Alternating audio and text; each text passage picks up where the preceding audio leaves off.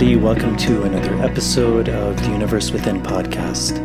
This episode of the show is being sponsored by my friends over at a company called Real Mushrooms, realmushrooms.com. Sky Chilton and his father, Jeff Chilton. I interviewed Jeff a number of episodes ago. Really interesting guys. I really enjoyed that conversation with Jeff. And it's a company that sells and distributes medicinal mushrooms in powder or capsule form. I was really happy to have these guys come on. I think they're very much in alignment with the values of the podcast. As you all know, a big part of this podcast is about plant medicine, holistic medicine, and I think the benefits of medicinal mushrooms are truly fantastic, and I think there's really a growing body of work that's really showing and alluding to all of the amazing properties that mushrooms have. They sell a lot of different mushrooms, things you've probably heard of, like reishi, chaga, lion's mane, turkey tail, cordyceps. Those are all mushrooms I work with. They're part of what I consider for myself a really holistic supplement regime. And the thing I really love about their company, not only are they really good guys, I think they're really ethical guys, but the product is really amazing. It's all 100% mushrooms. They're organic, and that's really rare. For better or for worse, the supplement industry is highly unregulated, and so often when you get supplements, you don't necessarily know what you're getting. You may be getting some mushroom, you may be getting a bunch of fillers and other things. Oftentimes, even when you're buying what may be a mushroom, it may not have any of that mushroom in it at all, unfortunately. Even some of the big, I think even the biggest company that sells mushrooms, actually it's not the fruiting body, not the mushroom itself. It's the mycelial, which is grown on grain, and then those things are mixed up and then sold in a supplement form. So not only are you not getting the mushroom itself, you're getting the mycelium mixed with grain. So it's one of the amazing things at Real Mushrooms is it's exactly that. It's real mushrooms. So it's 100% mushrooms, organic. So you're getting a really good product. You're getting the actual fruiting body, the mushroom itself, 100% of that. And again, just really great guys. I'm really happy to have them on and supporting this podcast. So if you'd like a really good product, you'd like to start working with medicinal mushrooms, check out their site, realmushrooms.com. And also listeners of this show, if you go to their site, realmushrooms.com/universe, you get 25% off your first order, which is a really good deal. And I think once you start working and tasting their products, you'll really see and feel a big difference. So thank you to them. And I think that's it. And without further ado, here is the intro to the show. On this episode of the show, I sat down with Jerónimo Mazarrasa. This is actually his second time on the podcast. I really enjoyed our first conversation. Jerónimo is a really fascinating guy. He works for an organization called ICEERS, I believe the International Center for Ethnobotanical Education and Research Service, if I'm getting that correct. Probably should have made a note of that beforehand. But I worked for a long time at a big ayahuasca center, plant medicine center called the Temple of the Way of Light, and ICEERS worked in conjunction with them doing, I think at that point, the longest or the biggest long-term ayahuasca efficacy research project. I met my friend Irene Perez, who came down and was working on that project. I also interviewed her. So Jerónimo reached out to me a while ago. ICEERS has created a course, which is very interesting for plant medicine facilitators, focusing on harm reduction, which I think is a really important topic, kind of, as he said, better practices, how to do this work well, what are certain protocols, how does one go about doing this work in a better way, constantly learning from, I think, a lot of different people's experiences, different plant medicine centers, people who've been practitioners in this work, integrative aspects, all the way from pre-screening to information that's giving to forms to how one sets up certain ceremonial aspects. There's a lot that goes into this work, and I think the objective of this course is really good because this work is spreading very quickly out into contexts which, as this course also says, non-indigenous or non-traditional contexts, and so how to really train people to do this work better, which is very important. So it was a fascinating conversation. I really enjoyed sitting down with him. I always enjoy listening to him talk. He's a very grounded guy, very wise guy, has a lot of knowledge, talks from his own experience doing this work for a long time, working with ayahuasca, working with different plants, from the organizational standpoint of ICEERs, who again do great work. So we talked about this course, why it was formed, some of the different aspects of it, and just a lot about this work in general. So this was a really great conversation. I expected it would be, and it kind of lived up to everything that I thought it would be. So there's a lot of information in here, and I think you all will really get a lot out of it, whether you're interested in facilitation at some point, or not even that, but just interested in plants and how this work can be done well, and what are some of the things to think about, because I think a lot of these things often aren't really thought about or talked about, and we got into some of the real nitty-gritty and important topics of this. So I hope you all enjoy it. As always, if you're able to support this podcast, that's a really big help to me. Patreon is a really good option. It's a website. You can sign up for as little as $1 a month. There's different tiers you can sign up for. Those tiers give you different things back, things like early access to shows, bonus material, Q&As.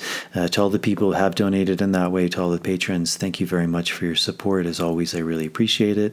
And if you're able to do that, thank you in advance. As we mentioned a little bit about during this talk, the thing I really like about that platform is it works on this idea of reciprocity. So if you feel like you're gaining something from this podcast, then that's a way and an opportunity to give back.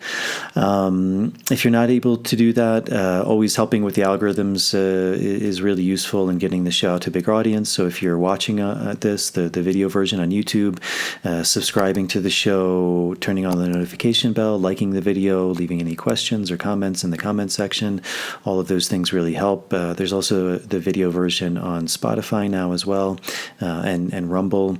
And then the audio version, Apple Podcast and Spotify are the big ones. So subscribing to the show or following it, and also with Apple Podcasts, leaving a starred rating and a short review. That's a really big help. So I think that's it. Without further ado, here is my conversation with Jerónimo. Running out from the maze, running out of the maze today. Running out from the maze, running out from the maze, running out from the maze today. I'm running out from the maze, running out from the maze, run out of the maze today. Well, Jerónimo, welcome again.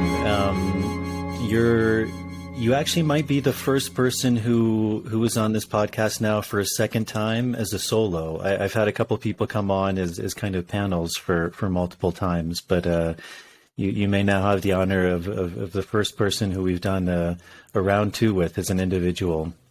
Thank you, Jason. Thank you for the honor. And thank you for having me. Always happy to be here. So if anyone is interested, they can go back to our previous conversation and I think probably learn a bit more about your history, because I think we talked quite a while about that. But maybe just kind of as a brief overview, maybe can you just say a little bit about yourself and your history and what brought you to ICEERs and the work that you do? Yes, my name is Jerónimo. I am Director of Social Innovation at the ICEERS Foundation. ICEERS is a foundation based out of Barcelona. And social innovation, social means groups of people, and innovation means new things. So social innovation has to do with getting groups of people to do new things. In my case, my work focuses around the integration of ceremonial plant work outside of the countries of origin. So the outside of the Amazon. I mostly work with people who work with ayahuasca and similar plants. Of course, there's nothing new about this. This has been done in the countries of origin for thousands of years, but it's new for us. It is new for what you could call global north societies or non-Amazonian countries, or and then that's where you say the social innovation part comes. So I think a lot about what it would take to build a future in which the ceremonial use of these plants can be integrated in our societies and can be practiced legally and safely. And also, it can be hopefully of as much benefit to us as we can see it is to the cultures of origin. So that's sort of the gist of it. I think a lot about the future of ceremonial plant work, and I think about what it would take to make it happen in our society. I think that is inevitable. I think one day in the future, I don't know if it will take 5 or 10 or 20 or 50 years, but I think it's inevitable that the expansion of these plants will eventually sort of be an accepted thing. It will be a fact in our societies, much like acupuncture is, and other sort of practices that come from other cultures, or yoga, or or even when you think about sort of new jobs like coaching. Coaching didn't exist 40 years ago, and now it's a perfectly organized thing. So I think I understand the sort of ceremonial plant work as a sort of new profession that has now arriving to our societies, and it will take some time before it is fully integrated, and there's a number of barriers, but I work with these things and around these things, and this has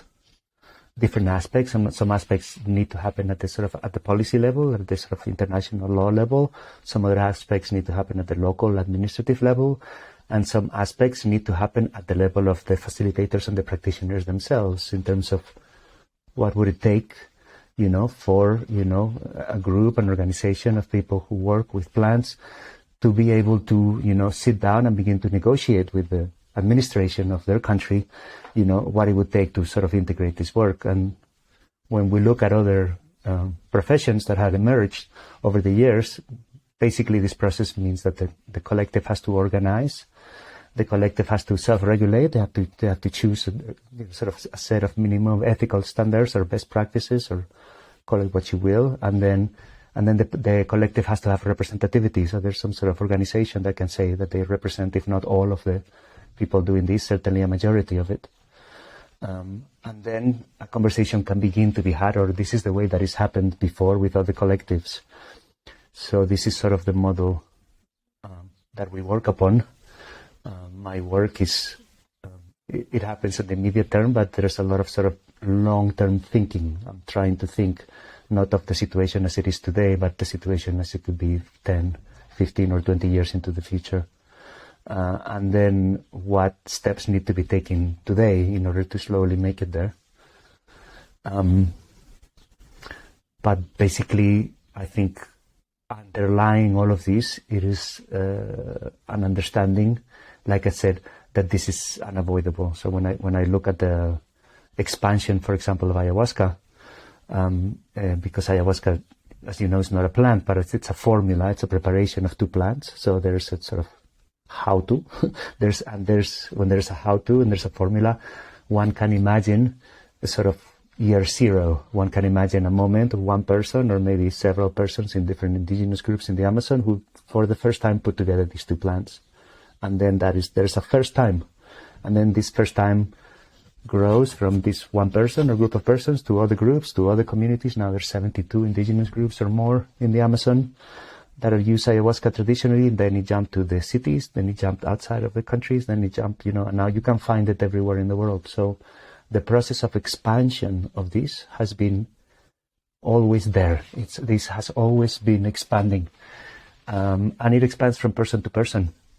And I believe this will continue. I think it's unavoidable. It's in the nature of this So how can we best accompany and sort of foster and be at the service of this process so it lands in the best possible of ways?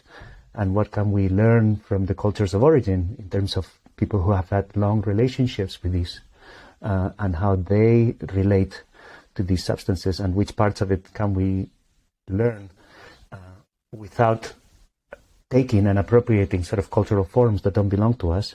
And this is a very fine line. It's all part of the sort of the work that I do, or sort of it informs, my work, the projects that I lead or run, and how I present, or how I sort of approach, how I try to approach things. Yeah, great. Can you mention briefly, just as an overview, who ICEERS is and what that organization, what their mission is? Yeah, ICEERS is a foundation. It's a non-profit foundation. It's been now entering its 13th year of existence. It's based out of Barcelona. It's a small group of us. I think there's about 15 people working full-time. Maybe there's another 10 or 15 part-time, and some volunteers, maybe 30, 35 people total. And for the past 13 years, we've been working on trying to change the relationship of what you could call global north societies to what we have called ethnobotanicals, or natural indigenous medicine. So plants that a group of plants that have a history of traditional use that is quite sort of long and established. In practice, most of our work revolves around ayahuasca, iboga, and coca, and the coca leaf. In theory, this work also includes things. It would include things as tobacco and mushrooms and San Pedro, peyote, and many other plants. But most of our work today is around these things. So, how do we change the relationship of our societies to these and to these plants, and how do we do this while being in right relationship to the cultures of origin? It's sort of ICEER's mission and the work that we do. So this happens at many levels. Again, one part of it happens at the sort of policy level. So we have consulting status with the United Nations, and we try to prepare and present and protect sort of the role of indigenous knowledge and indigenous medicines at the level and at the international level. Another very important part of it has to do with scientific research, and so we do a lot of research. We're the research group with the most publications about ayahuasca, for example, in scientific medicine, in scientific literature. And we do research in many areas, but basically we do research where we find that there's gaps in the knowledge. Because we're a non-profit, we can do research that is necessary, where the knowledge is needed, not necessarily that the research that will necessarily make money or be profitable. And this is helpful for certain types of knowledge. So, for example, we've done research recently on the impact on public health of ayahuasca use. So there's been some research, there's more and more research about what are the medical potentials of ayahuasca for depression, ayahuasca for Alzheimer's, etc., neural growth and ayahuasca, etc. Not much research done, not as much research done on where normal people who use ayahuasca are like. Just what is out there, literally, and what is the effect that ayahuasca is having out there on people who, most of them, don't have medical conditions, but they drink anyway. So that's some of the research, an example of the research we've done. That's all done long-term, use, challenging or adverse effects. We've also doing research on iboga for the cessation of opioid addiction, clinical research in a hospital in Barcelona, which for some reason, for many reasons, but it's a study that should have happened 20 years ago. And it's finally happening. So it's people who have long-term uses of methadone, who are incredibly, it's a sort of substitute for people who are addicted to opioids. It's incredibly difficult to quit. People usually do methadone for their whole lives. And now and nobody was doing the actual clinical research to show if you could, if iboga would be useful in getting people, ibogaine would be useful in getting people of methadone. So we're doing that now, that research. So that's policy. There is, and then there is research, and there's also work that we do at the sort of more activist level with the communities. We organize the ayahuasca conference. We do the work that I do with these courses, on safety. We also have the Ayahuasca Defense Fund, where we give legal support to people who have been arrested because of, legal incident. People just arrested, people who've had legal incidents around plants. Around these plants, we believe that nobody should go to jail for working with these plants. So we help people who have some sort of legal incidents with this. We advise their legal teams. We can help with scientific experts, etc., etc. So as you see, again, it's very sort of multifaceted and multidisciplinary, because the issues themselves have this nature. So they happen at many levels. They happen individually, at the individual level, and at the health of the individual and the impact that they have on the individual. They happen at the community level, and how the community gets organized and self-regulates. They happens at the sort of administrative level, and what are the encounters between the facilitators and the administrations, legally, etc. And then it happens sort of like the international policy level as well, and what type of, treaties and laws and regulations are affecting these things, and what need to change to sort of adapt again to what are new practices for us. Right now, the sort of a lot of the legal framework that we have is very, very old. It's, 40, 50, some of them are 60 or 70-year-old treaties, and the world has changed a lot since, but the treaties haven't. So there's also work that needs to happen at this level. I should have a shorter answer to this question, but it is like this. It is sort of like a multifaceted issue. It cannot really be approached at just one level. So we basically try to help where help is needed on this big issue, and we find that it's needed at many levels. So we have many different sort of initiatives that work around these things. So recently, you introduced a course which I think even the way you frame it is very interesting. It's increasing the safety of ayahuasca sessions, and kind of the subtitle is a harm reduction course for facilitators in non-traditional contexts. So what was the impetus for starting that? What was there issues that you saw kind of arising in this field that you felt this course would maybe begin to give some light or some different perspectives? Like what was the foundation of wanting to release this course? Yes, I mean, we've always worked, from the sort of, I would say, from the position or the perspective that, while there is great promise, we believe that there's great promise for these plants and these practices to be at the very least, useful and helpful in our societies, as we can see they are in indigenous societies. There's also certain issues that come. These are, powerful. They're powerful plants, and they're powerful experiences and powerful things like a backhoe or like fire.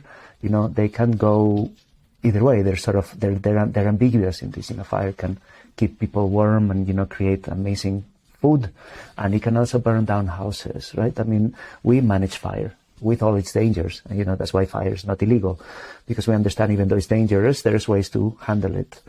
Similarly, vehicles, high power vehicles, cars and stuff can be, very, very useful, and they can take somebody very quickly to a hospital, but they can also create a huge accident and cause trouble. And then we don't ban cars. We actually manage their, through, regulations and laws and traffic signs and driver's licenses, and insurance companies, and all of these things are there so that, cars, which are admittedly, very vehicles, very, very powerful and necessary vehicles that come with some associated dangers, can be managed in a way where we think, okay, we can, we are managing the risks. So we find in almost everything in our societies, the world is this way, this goes for medicine, most medicines are also poisons, not all of them, aspirin is it's a very important medicine, but it only takes 2 or 3 boxes to give somebody an ulcer and kill them, we find that things at the beginning, there's more mistakes. There was more car accidents, 200 years ago and 100 years ago and 200 years ago when cars began than there are now. And, when X-rays began, there was also a lot more accidents that happened than there are now as we learn. So there's a process by which we learn to basically manage the risks that come associated with these things. And we find that with plant medicines, because they are new, generally speaking, they're very, very, for example, ayahuasca, generally speaking, ayahuasca is quite safe. It's, physically very safe for healthy people. It's not very toxic at all. It's not addictive. Psychologically, it's also quite safe also for psychologically healthy people. But there's also some dangers. There's interactions with medications. There's people, there's a form of, sort of fragility, which is either physical or psychological, for which it might be too much. It might be too much of a strong experience, just like, for certain people, a roller coaster is not a good idea. And that doesn't mean that, roller coasters should be banned. Lots of people ride roller coasters. Mostly they're healthy people. This is sort of, and there's this process by which we learn to manage sort of the powerful things to the point where their benefits are maximized and their risks are minimized. It's sort of an organic process. We can see human beings and human societies are very, very good at this. We really are. We're quite good at managing dangerous things, and you can see how we do with fire, and with knives, and with vehicles, and with roller coasters, and and with many, many things that we actually handle quite well. You can also see these in in indigenous societies. For example, the staple diet of many Amazonian groups is what is called bitter manioc. Bitter manioc is a tuber. And it is incredibly toxic. It is filled with cyanide. Cyanide is one of the most powerful poisons. As you know, there's a famous poison in antiquity for the Greeks, etc. Here's this tuber that is completely filled with poison, literally. And yet indigenous people, in their long relationship with it, have figured this very complex way by which the tuber is picked up, grated, squeezed, and then toasted, by which all of the poison can be drawn out of this, and not only it can be used as a food, it can be used as the staple food. So the main food being consumed, the sort of the staple of the diet is actually this incredibly toxic plant. So human beings are good at this. We do this well, actually. Societies, we do this quite well, and we do it by ourselves. It's a process that happens organically through sort of collective learning. However, when things are hidden, when things happen in clandestinity, when people cannot openly talk to each other or discuss these things, when the collective cannot openly learn, then these things, instead of moving very fast, they move very, very slowly. So this is because they tend to get pocketed in sort of isolated groups that are working on this, but they're not learning from one another.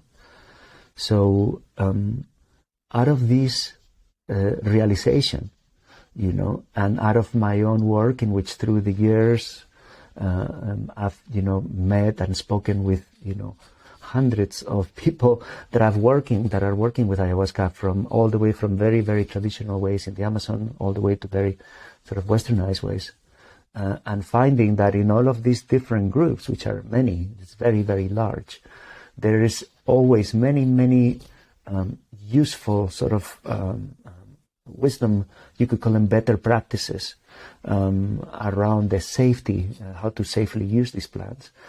But these practices are not spreading, they're not pollinizing each other. People are not learning so much from each other because they don't know of each other's existence, because they're not in communication, and because people tend to sometimes be very private about these things. And in this, we're not benefiting or we're not learning as fast as we would otherwise learn. I will give you another example of this. In the 80s, two baristas, I forgot their name, coffee baristas, figured out that they could draw these flowers on the latte coffees. And at first they were very, very simple. There was just a very, very sort of simple flower that they started doing. And as I said, the name and last name of these two people are known. I can't remember, but this is a true story. Now, in the 40 years since, we've gone from drawing, a very simple flower to drawing incredibly complex, people now can make, Mona Lisa. They can paint paintings in your latte foam, right? That's how good we are, and at learning things, when this happens collectively and when knowledge can flow. Because for these reasons it wasn't, we had the idea to start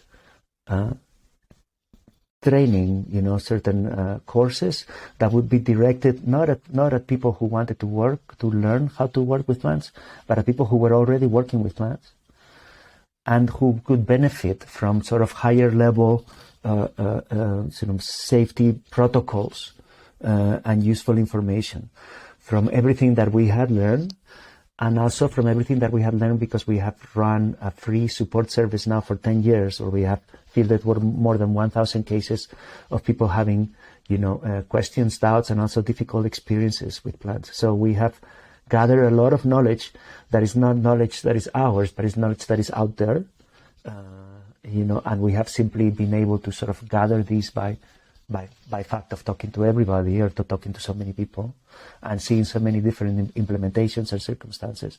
And all of these we poured into these courses with the idea of creating spaces for collective learning where people can learn from one each other and from the knowledge of the collective. And generally with the idea of sort of beginning to raise the level of responsibility and safety around this work. Because this is also going to be another very important piece if we ever want to legitimize these practices, if we ever want to sit at the table of the administrations and demand that that these practices are integrated, are regulated, etc., etc. So this is a necessary first step. Out of these came two courses. One course is aimed at facilitators, at people who are already organizing plant sessions, whether they're as facilitators, as assistants, or even just as organizers for the people.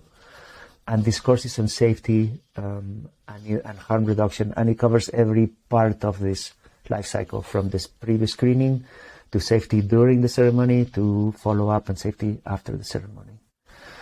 And then there's a second course that is an integration training, and this one is directed at mental health providers and at care professionals. And this course is just on integration, so this has to do a lot more with sort of supporting people after the experience and how one can sort of give shape to this.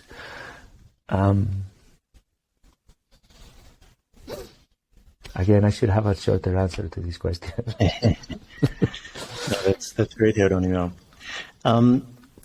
I would imagine for a lot of people listening, some of these distinctions are quite clear, and for other people, some of them may not be. And one that comes to mind is this word facilitation or facilitator. How would you define that? And how would you parse that out from something like the word shaman or curandero or healer? Do you define those in a certain way? It's very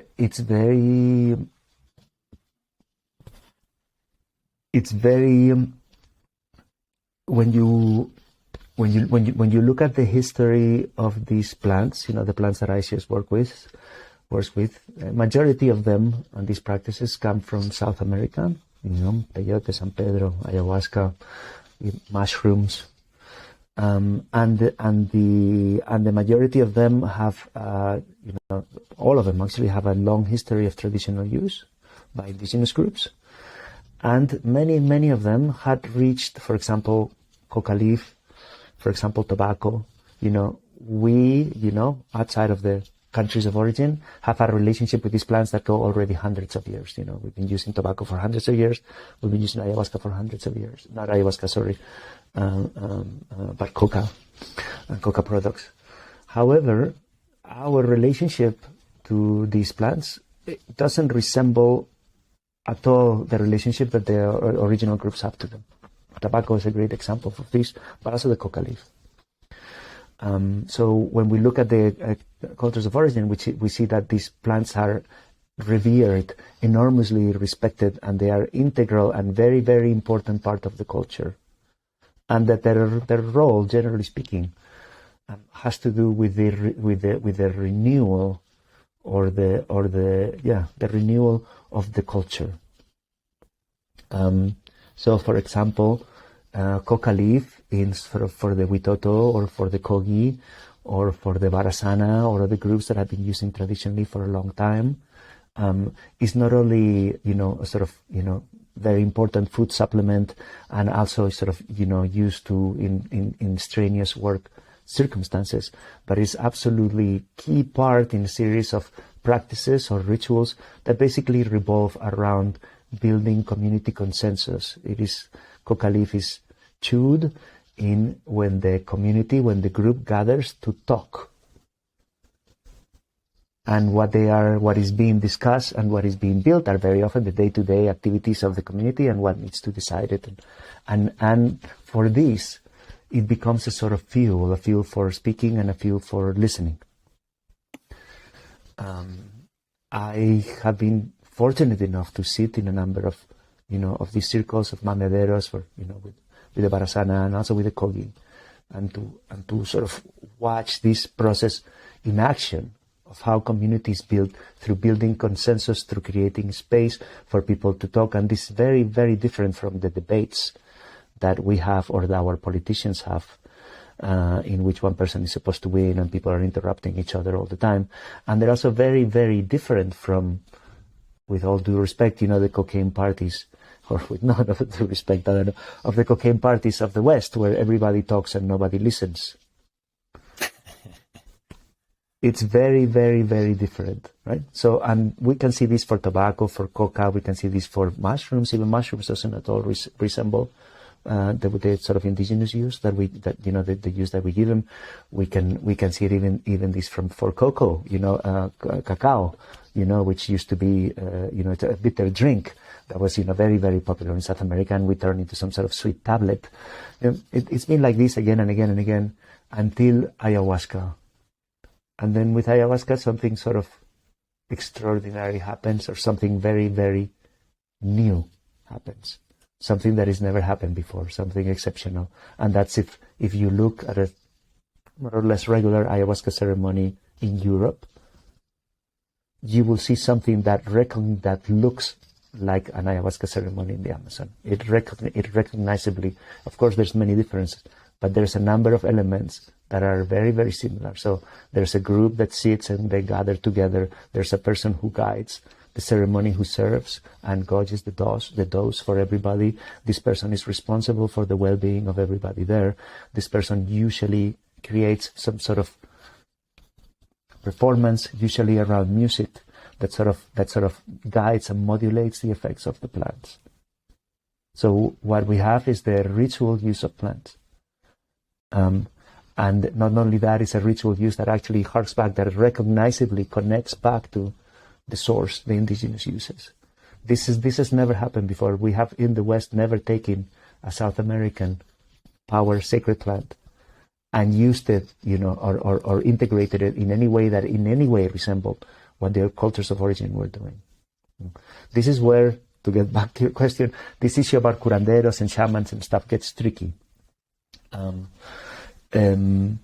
So there is, in a way, a link to all of these. There's also many important differences, and there is also very, very large cultural gap that some people make closer and some people don't. So in the people that still do this, that sort of gather a group of people and they serve and they gauge the dose, and they're responsible for everybody's experience.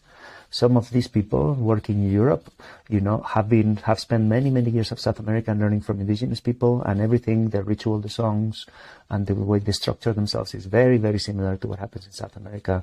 And, and then some people, actually, they still get a group and gather and this, but some of them have never been to South America, and they feel, even in some cases, no particular connection to that. And yet still, a lot of what they're doing, a lot of the ritual ceremonial structure of what is happening remains connected to this. The form itself, or you can call it the design, it's still an Amazonian design. So the work that I do is around ceremonial plant work, and this is what I mean by ceremonial plant work. It is a person who is responsible, who gauges the dose, who gathers a group under them, who has more experience than the rest, or ideally a lot more experience than the rest, and who sort of creates, or is the responsibility to sort of modulate the experience. There's, one could say, there's another sort of subgroup below, which are, not guides, but sitters. These are the people that sit, that accompany, but they're not guiding, because either they're not creating music or they're not modulating the experience, they're not in some way or another. So very quickly, you begin to get sort of subdivisions and subdivisions. I try to, for my work, be one step above and do things that will be relevant to everyone within this sort of loose definition, which is ceremonial plant work, for facilitators of ceremonial plant work, and outside of traditional contexts. And that's the other important thing. What is outside of traditional context? Traditional context is the community use that happens in the case of ayahuasca in Amazonian traditional cultures. It not only includes indigenous groups, but also includes the ayahuasca churches in Brazil, which are quite large, and they're bona fide traditions themselves. Now, that aspect, what happens in what you would call roughly traditional ayahuasca use, both indigenous and religious, our work doesn't touch. They have a lot of experience. They have their own context. They have their own, they have their knowledge. It's not my place to be, teaching or anything to those people. The work that we do is what happens when that gets taken out. When that gets taken out, what happens is that the context changes. So, for example, I'll give you an example. In traditional curanderismo, for example, which is sort of folk healing at the Amazon level, there's sort of this, folk healers, indigenous and indigenous healers. People who have an ailment, they will come to the curandero's house and they will drink ayahuasca, and sometimes they will stay and actually live at the curandero's house until they get better, for weeks, even months. You can see this. So, and then the rest of the people that come, they're usually known, or they're well known, or they're within, close by communities. So it happens at a community level. So at a community level, things like screening and integration happen implicitly. That is, if someone is having problems integrating the experience, the community is going to know, and the curandero is going to know. If someone comes with certain preconditions, usually the community knows and the curandero is going to know. So there's no sort of set protocols around these because they're not necessary. This happens implicitly. However, our context is very different. Even when the ritual itself might be completely traditional, it might be a traditional healer, because now you have a group of perfect strangers who don't know each other at all, and they might come from very far away, and they get together for 2, 4, 6, 8, 12 days, and they're going to, drink ayahuasca, and then they're each going to go back to their houses, their places, where they live, and they might also lose touch with each other, and this might happen the day after a ceremony. So you don't have this sort of implicit screening or implicit integration. Now it needs to be explicit. It needs to be protocolized, because it will not just happen by itself, where the community will give feedback to you that say, that person over there, I saw him the other day by the river and he seems to be having problems. So that means that for outside of the traditional context, additional layers of safety are necessary that are not necessarily the same in traditional context, precisely because we're in sort of, for one thing, because there's no community usually in the way that we do the work, or not the same level of community contact. That's just sort of an example. And again, I wish I had shorter answers for all of these questions. I need to keep working. I need to improve my my delivery. I feel I talk too much, but these things are sort of there's a certain complexity to these things. It is simple enough, but it requires sort of a level of discourse. I don't know. Yeah, I mean, kind of moving to the topic of safety, it's very interesting because you mentioned specific plants like that ICH is working with, iboga, ayahuasca, coca, and it's interesting because you were talking about plants like coca and tobacco, and how even in a more Western context, when these plants were kind of quote unquote discovered by the West, they were seen as having a tremendous amount of not only medicinal value, but in a certain sense of spiritual value as well. I think it was Bach who even wrote an opus to tobacco, and coca was used in many different formulas that people would take. I mean, even famously in Coca-Cola, I think a lot of people have forgotten that's one of the main ingredients, and it served a medicinal property. I find it very interesting because, like you said, ayahuasca has kind of emerged at a unique point in time. But even a plant like tobacco, often when it's spoken of today, there's a real demonization of it. And it's a very fascinating contrast, I find, between a plant like marijuana, which is often spoken of as being kind of this panacea, this cure-all, and it's pure medicine, and there's no downside to it whatsoever. And you look at that versus a plant like tobacco, whereas today there's very little spoken of the medicinal use. It's very much demonized, and you can't smoke in most places now. And it's interesting. I think even if you were to kind of take like a person from New York City or California. I mean, I heard someone say this the other day, like if you were to take a mother from one of those cities, or, I'm sure many places in Europe, and you said, would you prefer your kids working with marijuana or tobacco? Almost all of them would choose marijuana, which is, it's a huge shift in the last 20, 30, 50 years.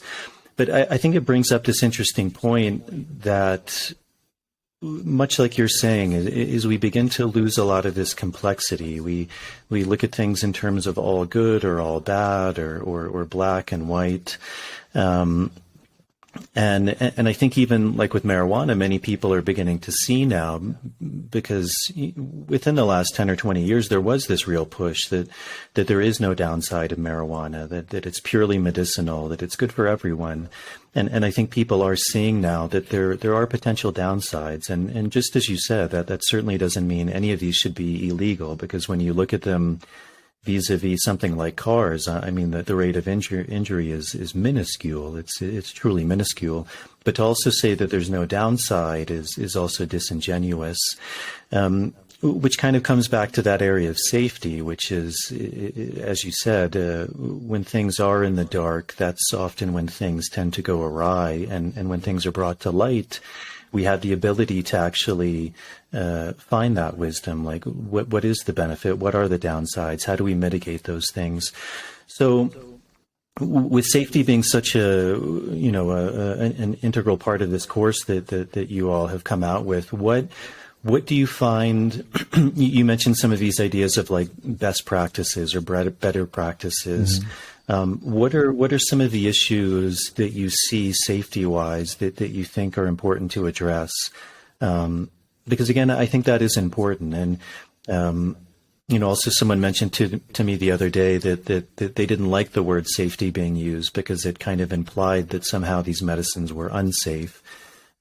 But I don't think that's a wise way of looking at it. I think by acknowledging that like everything in life, there's risk associated with everything, and to be really honest with that risk. And as you said, with many of these plant medicines, the risk is very small, especially when you consider contrasting it to other medicines, other pharmaceuticals. They tend to be much more safe. But to acknowledge the safety and the risk is really important. So that's also kind of maybe a long question, but what are some of the safety things that you think are important that are acknowledged and that people think about? Yeah, I would start with saying, thank you for picking up on the better practices. We change our language. When we started talking about this, we were talking about best practices instead of better practices. And then we realized that best practices give a very misleading impression that there can be such thing as best practices around ceremonial plant work that one can learn in a course, and that if you apply this, you're already doing the best possible job because you're doing best practices. This idea of best practices is more useful for much simpler activities than I think the complexity of handling these experiences. And that's why we said better practices. So it's not best; it's just better than what it is. And then another aspect of this that is very important is what this course does not teach. And what it doesn't teach is anything having to do with sort of ceremonial, ritual, spiritual, and energetic aspects of these plants. Now, these aspects are enormously important, especially in the traditions. They're basically almost all of it. So it was a very conscious decision, to stay away from this. We stay away from this because we don't have the authority to talk about this stuff. We're not experts in ceremonial, ritual, or spiritual aspects of these. We absolutely acknowledge how important they are, but we cannot. It is not our place to teach this stuff. And the other is that even if I was some sort of authority on this, I don't believe that this is the type of stuff that can be learned online on a course with videos and Zoom calls. Because this is like learning, I don't know, to do surgery or to drive a car online. You might learn a lot of theory, but you're going to face a real car sooner or later, and it might not be nice. This is not, some things you simply cannot. You cannot learn to ride a bicycle online. Some things are experiential, and that's all there is. But also, so taking all of this huge part of it out, what sort of safety is left? Because that's really, very important aspect is, which goes, spiritual, ritual, energetic, call it what you will, safety. So we've taken that out, what is left? Well, some of the things that are left, for example, that is very important is screening. Screening is, okay, how do you, like I said, ayahuasca is not for everybody. I mean, I think I can be, this can be sort of, you can frame this as a truism. It's not for everybody for many reasons, but some people are just not, they should not have ayahuasca either because they're sort of because their bodies couldn't take it, because they're taking certain medications that are interactive, or because sort of their psychological, their mental health situation doesn't recommend it, doesn't recommend it in the sense that their sort of mental health situation would make work for them to take ayahuasca perhaps very difficult for them, and also perhaps very difficult for the person giving them the ayahuasca. So this has to do with not whether people with depression can drink ayahuasca or people with PTSD can drink ayahuasca, but whether each individual facilitator, the person who is giving the ayahuasca to that person, can actually manage, fully accompany this person who is in this situation on that experience. I think there's very often another mistake that gets made there. I can give an example. Stanislav Grof, who started, holotropic breath work, he was running a mental health hospital in Prague, I believe it is, in the 50s, and he did a lot of experiments with LSD and gave LSD to all sorts of people that theoretically is not maybe a good idea, psychotic people with schizophrenia, all sorts of things. But Stanislav Grof had a mental health hospital. He had 24-hour staff. He had like specialized nurses. He could keep watch on people. He had, padded rooms.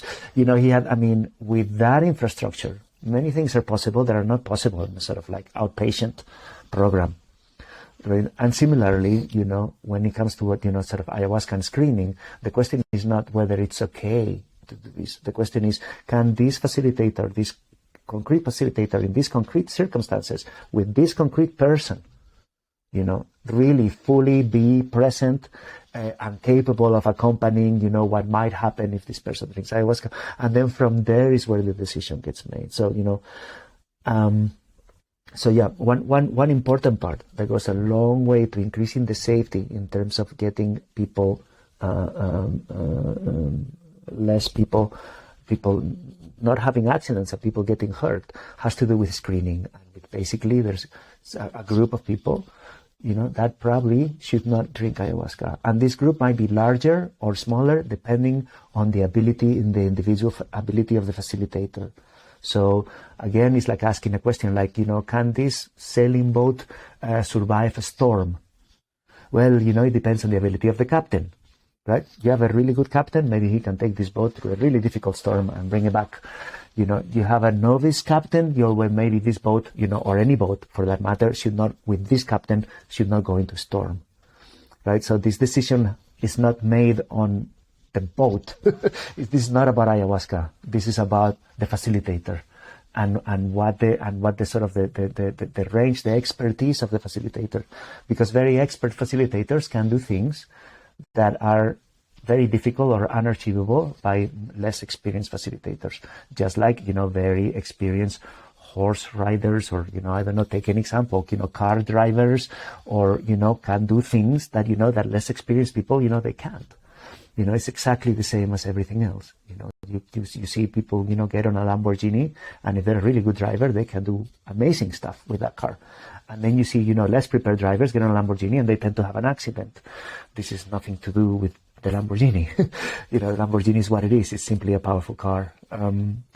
So one part has to do with screening, There's other parts that have to do with the expectations and the information that people, especially people that come to drink for the first time, have about ayahuasca. And this is also very important. Many problems also come because people are either not properly informed of what's going to happen or what can happen. And then when it happens, they become very surprised or very scared or very upset.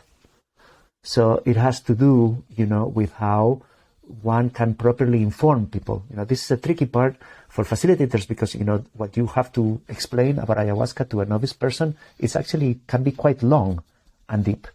And you have to do this every time a new person comes, and it's always the same thing. So it's kind of boring. This is a boring part of the work of being a facilitator. It's very important for the novice, and it's kind of boring for the facilitator. So in this course, we give ways and documents that sort of help make sure that the person who comes for the first time is properly informed, in a way that will sort of not make the facilitator have to repeat everything at the same time. So another part of it has to do with sort of how the expectations are managed, so that also the person either, the participant doesn't expect too much to happen, because very often people think that they're going to drink ayahuasca and they're going to be healed or something, or that they're going to be like 5 years of psychotherapy in just one night. People go online, they do their own research. Most of the sort of narrative around ayahuasca comes around the most outrageous experiences, as is normal, or the most intense, but very oftentimes people drink ayahuasca for the first time and nothing happens, or not much happens, and how this is managed and handled. And then, part of it has to do with how the safety is increased during the night.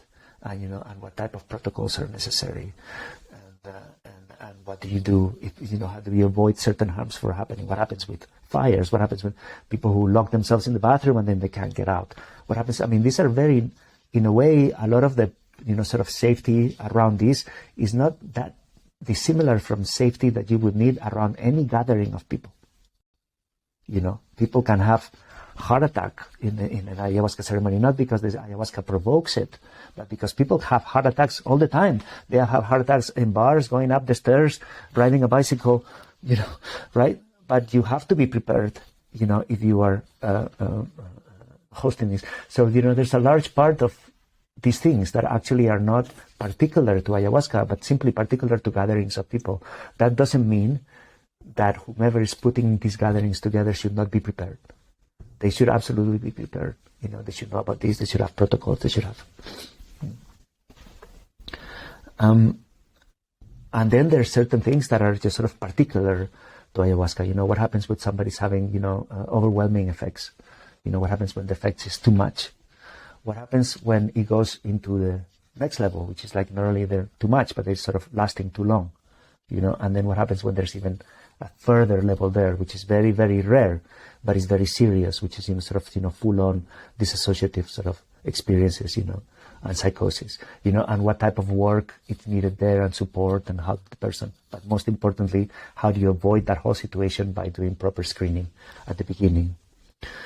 And then there is a whole other aspect that has to do with, what happens afterwards, and how do people sometimes interpret or misinterpret what ayahuasca told them, the nature of the experience, what happened to them, what it meant, the memories that they had, that they recovered, and how to help people, how to help all of this material, psychologists would say, that emerges out of the experience, how one can accompany and help people to make the best out of that, as opposed to, so that the outcome is positive as opposed to negative.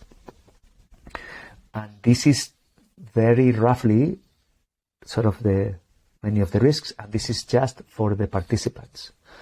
There's a whole other part that has to do with the risks that are there for the facilitators themselves and the harms that can come to the facilitators themselves from working with these plants and from the nature of the relationship that they establish with their participants.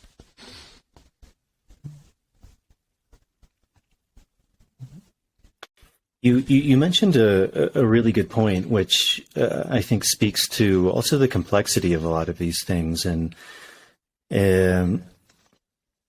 I feel like a lot in society, especially in Western society, I think we very much built a lot of our infrastructure on this idea of meritocracy, and we seem to be moving away from that. And so oftentimes we'll have these general statements. Like an example I think of is I practice martial arts. I practice Brazilian Jiu-Jitsu, and it kind of goes to this point you were saying, which is these things are very individual, much like this captain of a boat. If you take two people and you put them in martial arts, you're not going to get the same results. I mean, maybe one guy has been sitting on his couch for 50 years and eating potato chips and watching TV, and one guy has been exercising and eating well and meditating, and you're going to have two very different results, even if you put them in the same situation. And I think that's something that's really important to recognize. But because also, as you were saying, we're moving to these ideas of kind of online schools and certification. And while that's very valuable, it's also in a way like ignoring the individual, which is very important also to this idea you were speaking about of screening. As you said, like sometimes it's said that ayahuasca is for everyone, but not everyone is for ayahuasca. And people may not agree with that, but I think the idea or the premise is that these plants have potentiality, but not everyone is in a place to work with the plant. And that plant might not even be good for that person for, as you said, for various reasons.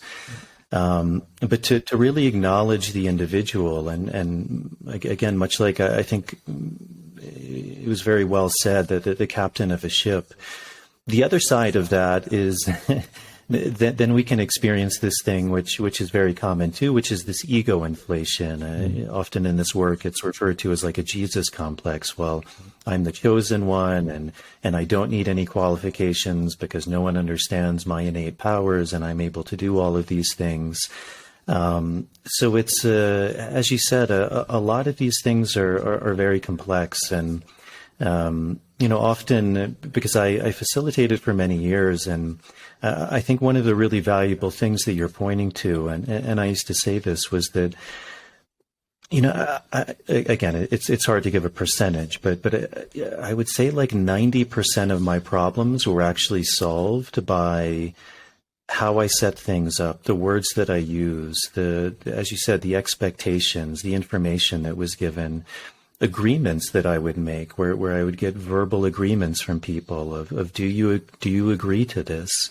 And then there's a mutual understanding. There's a mutual pact that's made, and then the qualities of yourself, of the people you're working with, all of the work that went in before it, that the center, the screening. There's, as you said, there's so many things. I think, like you, I can tend to maybe elaborate a lot on things, but I guess this question is getting to this idea of standardization and maybe some of the pros and cons that come with that, versus like a very centralized model. Because, as you said, a lot of this work is going out into the Western world, and in the West, we do tend to be, I think, from my perspective, very good at reducing things, refining things, expanding upon things. And also with that, we tend to have often these like centralized models, like certifications, standards.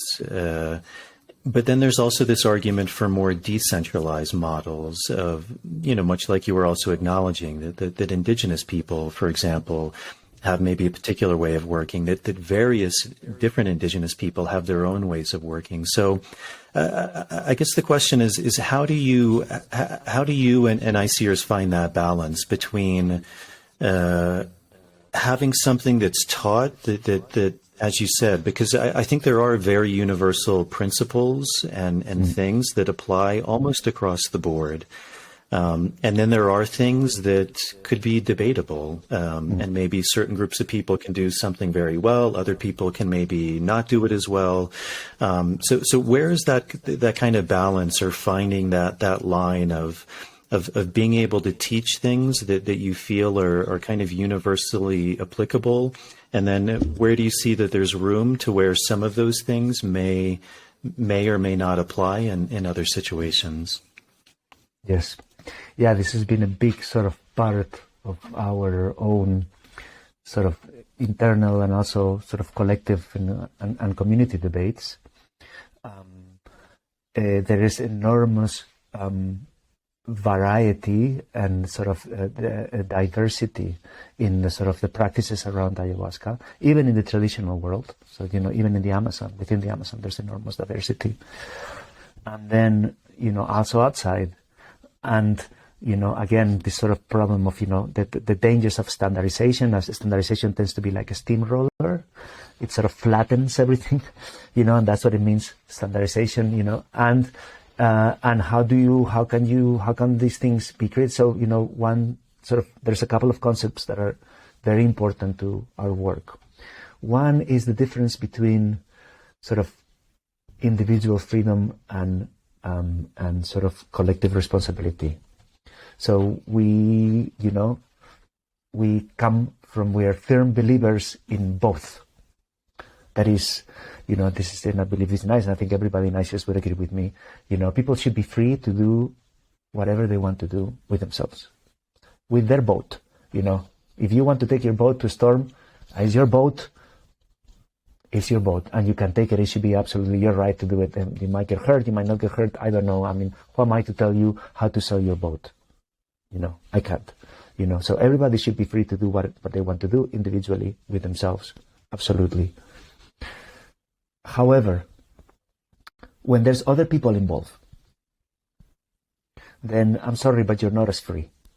So if you are walking on the sidewalk and it's just you can walk, you can crawl, you can jump, you can, do cartwheels. If you're driving a bus and there's 14 other people in the back, then suddenly you're not as free as you would if you were walking by the street by yourself. And it's unfortunate, but it's like this. It's not the same.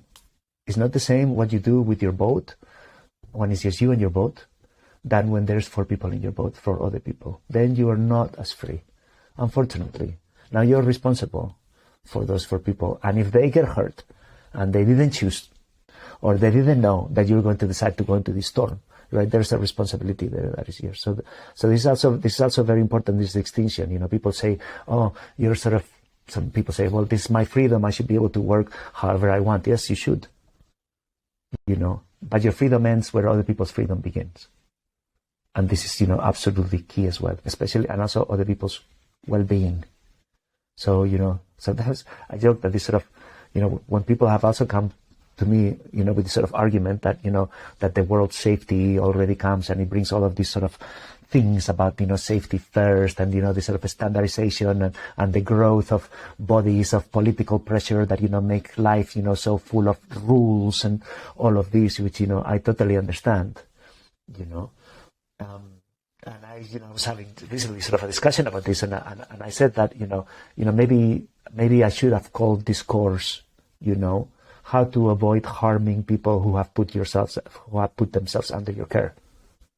You know, it wouldn't be so sexy, you know, maybe it wouldn't sell so well, and that's why we call it, you know, increasing the safety of ayahuasca ceremonies, right? But this is what we're talking about. We're talking about how to avoid harming people who have put themselves under the care of these facilitators. And that is undeniable that this has happened. If you put yourself in a position where you're going to facilitate, you're going to serve this to other people, and you're going to take some interchange of money, energy, whatever, and they are putting themselves in your hands, then you're in a situation that is slightly different from the freedom that you would have as an individual, free, sovereign individual, to do whatever you want with yourself and with your life. You know, these are the sort of 2 starting points around this. One is that, yeah, there is less freedom involved when the minute other people step in. So, you know, a bachelor is more free than a family man. Life is like this. You know, I wish, you know, it wasn't. I like freedom myself, right? But I understand that life is like this. Life is like this. You know, when there's other people involved, there's more responsibility and less freedom. Full stop. And then the other thing is that instead of talking about best practices or even better practices or standardized models, what we do is we focus on what we believe can be done, which is what we call minimum safety standards. Minimum safety standards. So the standards that we're talking about is the minimum that we can all agree on, not the best practices that we are going to argue about endlessly and that everybody would have to sort of follow their own. This is, in a sense, you know, a lot of the facilitating work, especially close to the shamanic thing, it's closer in a way to sort of like a craftsmanship or an artistry or with martial arts. It's sort of people sort of developed an individual personal style, you know. And this part is not standardizable. You know, you cannot make a homogeneous anything out of this. However, there are certain things much, much below. You know, so very often in the sort of arguments, you know, sort of debates that I've been among facilitators, I've been among many, you know, sometimes this issue comes, you might be familiar with, about women in their moon time and, you know, whether it's okay for women in their moon time to drink ayahuasca or not. And then this quickly turns or devolves into, you know, a very heated discussion, which I always, you know, when I am facilitating those meetings, I always stop on its tracks, you know, and I say, look, we are never going to agree on this. There will never be an agreement of this. I will be, however, very happy if we get out of this meeting with all of us agreeing that if someone gives ayahuasca to somebody else, then they're not allowed to leave the room and go to sleep, you know, until that somebody else is fully out of their experience. That's what I mean about minimum safety standards, right? That is the piece that we can all agree with, and it shouldn't be necessary, but actually it is. We need to agree because the diversity, it's so large that even certain things that are just sort of, I would say, common sense, minimum safety standards, are not being followed by some people. And that's the part, that's where the work happens. Also, you know, quite honestly, if this ever becomes a conversation with the administration or with the authorities, most of the safety standards that are in the minimum, it's enough for what the authorities care about. The authorities care about, is there a fire exit? Is there a fire hydrant? Is there a bathroom? You know, these are the sort of things. Where is the ayahuasca being kept, and is it being kept under lock? I mean, these are the type of safety sort of features that our society implements for these sorts of things. You know, they're not about who's your teacher and what their lineage is, you know, and where they came from. Fortunately, thank God, right? Our administrations are never going to go into that stuff, but they will demand a certain level of sort of minimum, a certain floor of safety that is, you know, similar, equal, or a little bit superior to what happens in sort of similar sort of gatherings of people, and that has to be reached. So that's the sort of place that we work from. So this is also, you know, keeping the energetic, the spiritual. We're talking about, you know, what are the minimums, you know, because quite honestly, if most everybody, or if everybody stuck to these minimums, you know, a huge percentage of some of the problems or the difficulties that we're having would not happen. You know, we're not, you know, many of the, not all, you know, but many of the things that happen come from, you know, actually could, you know, they have simple solutions. So that's sort of where we, you know, the place again, the place from where we do it. So, you know, I will give you an example, because you talk about agreements. You know, we also came to this. You know, we try to, again, support every step of the process, and, you know, and there was a big piece that had to do with consent and informed consent, and with the sort of document that, you know, facilitators could give to their participants to sign, some sort of informed consent.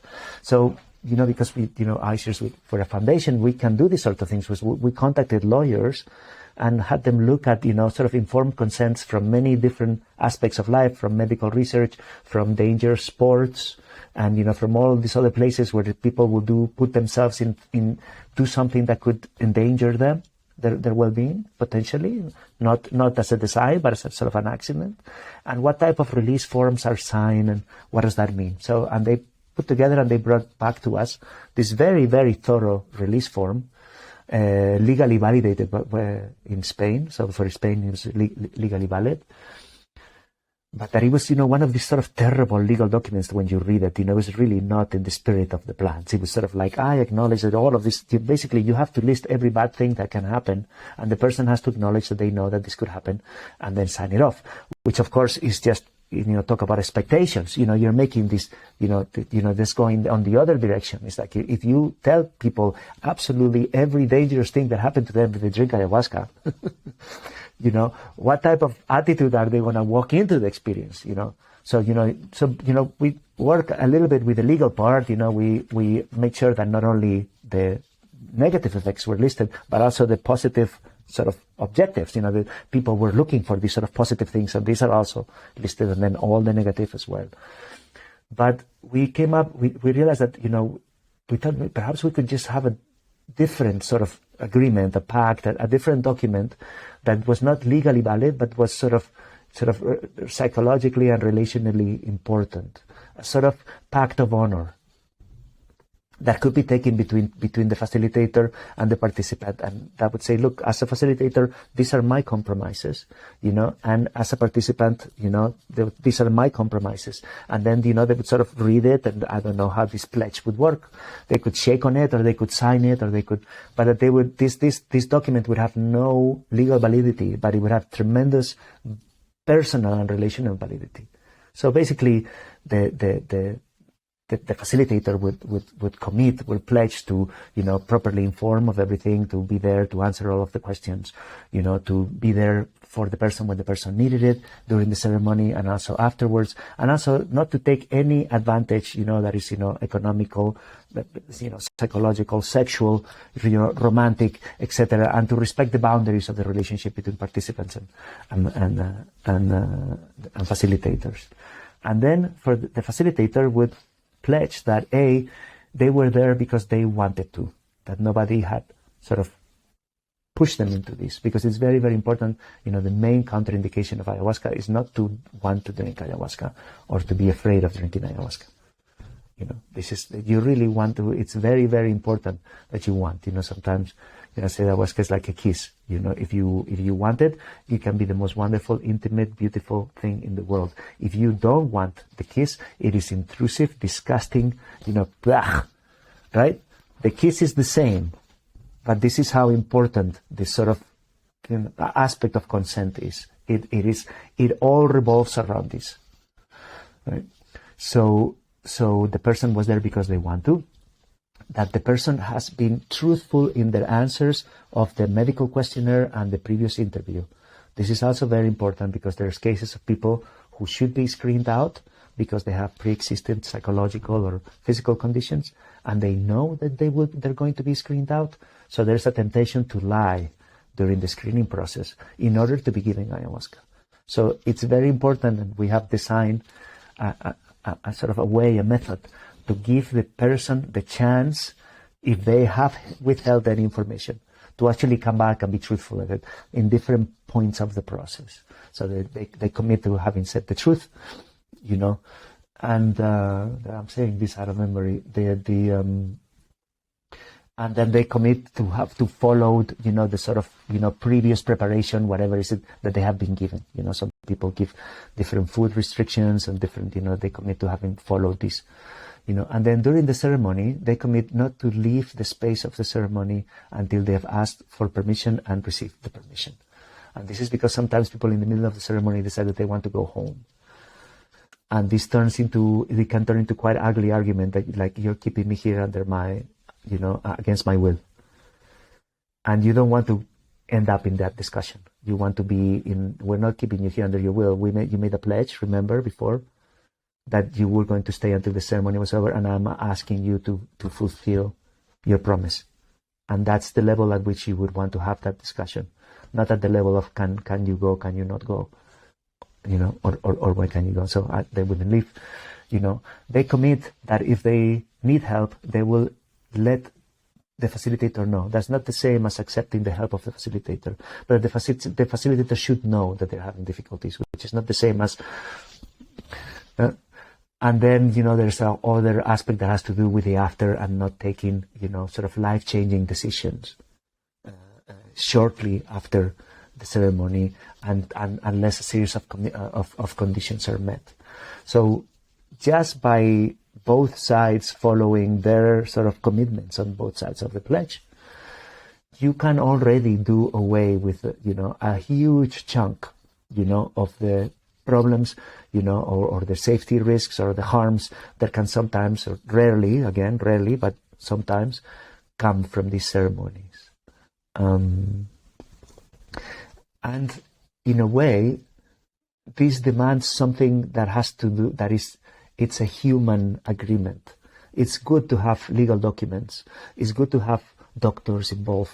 It's good to have, screening protocols. It's good to have, somebody that you can check, there's contraindications with medicines and all of this. It's good to have science and safety, But it's also very important that there's certain, like you said, there's something in the nature of their relationship and how that gets established,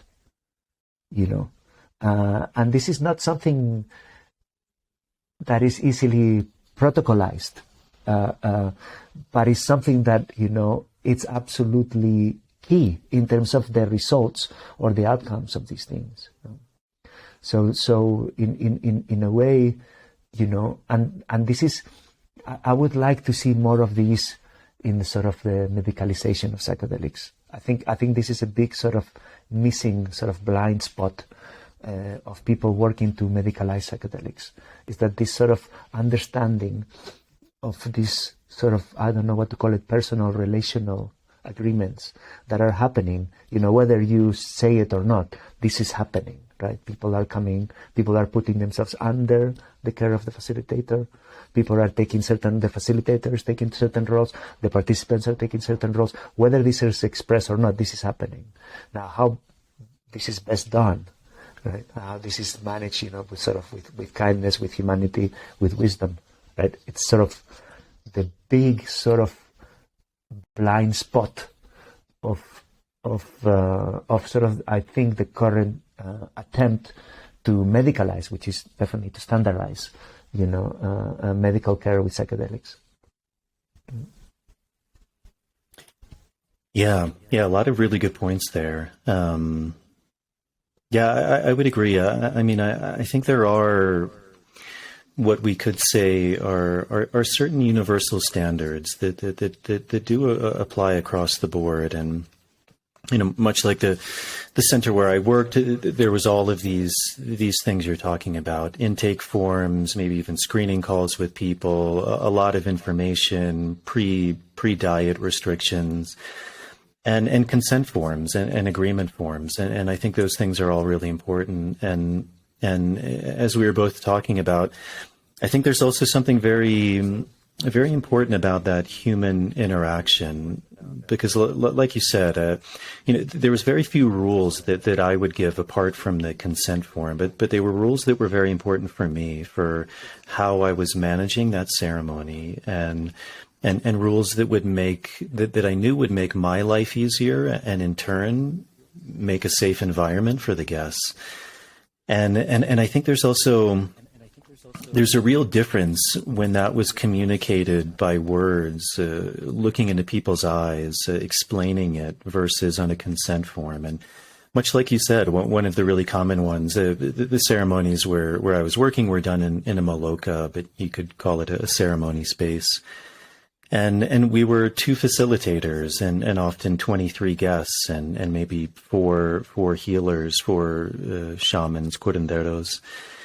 And for example, a rule saying you can't leave the maloka, if that's in a written agreement, and then someone may sign that, but then in the heat of the ceremony, in the depths of their mediación, the effect, there's all sorts of reasons why someone isn't going to give a shit that they sign their name on that dotted line.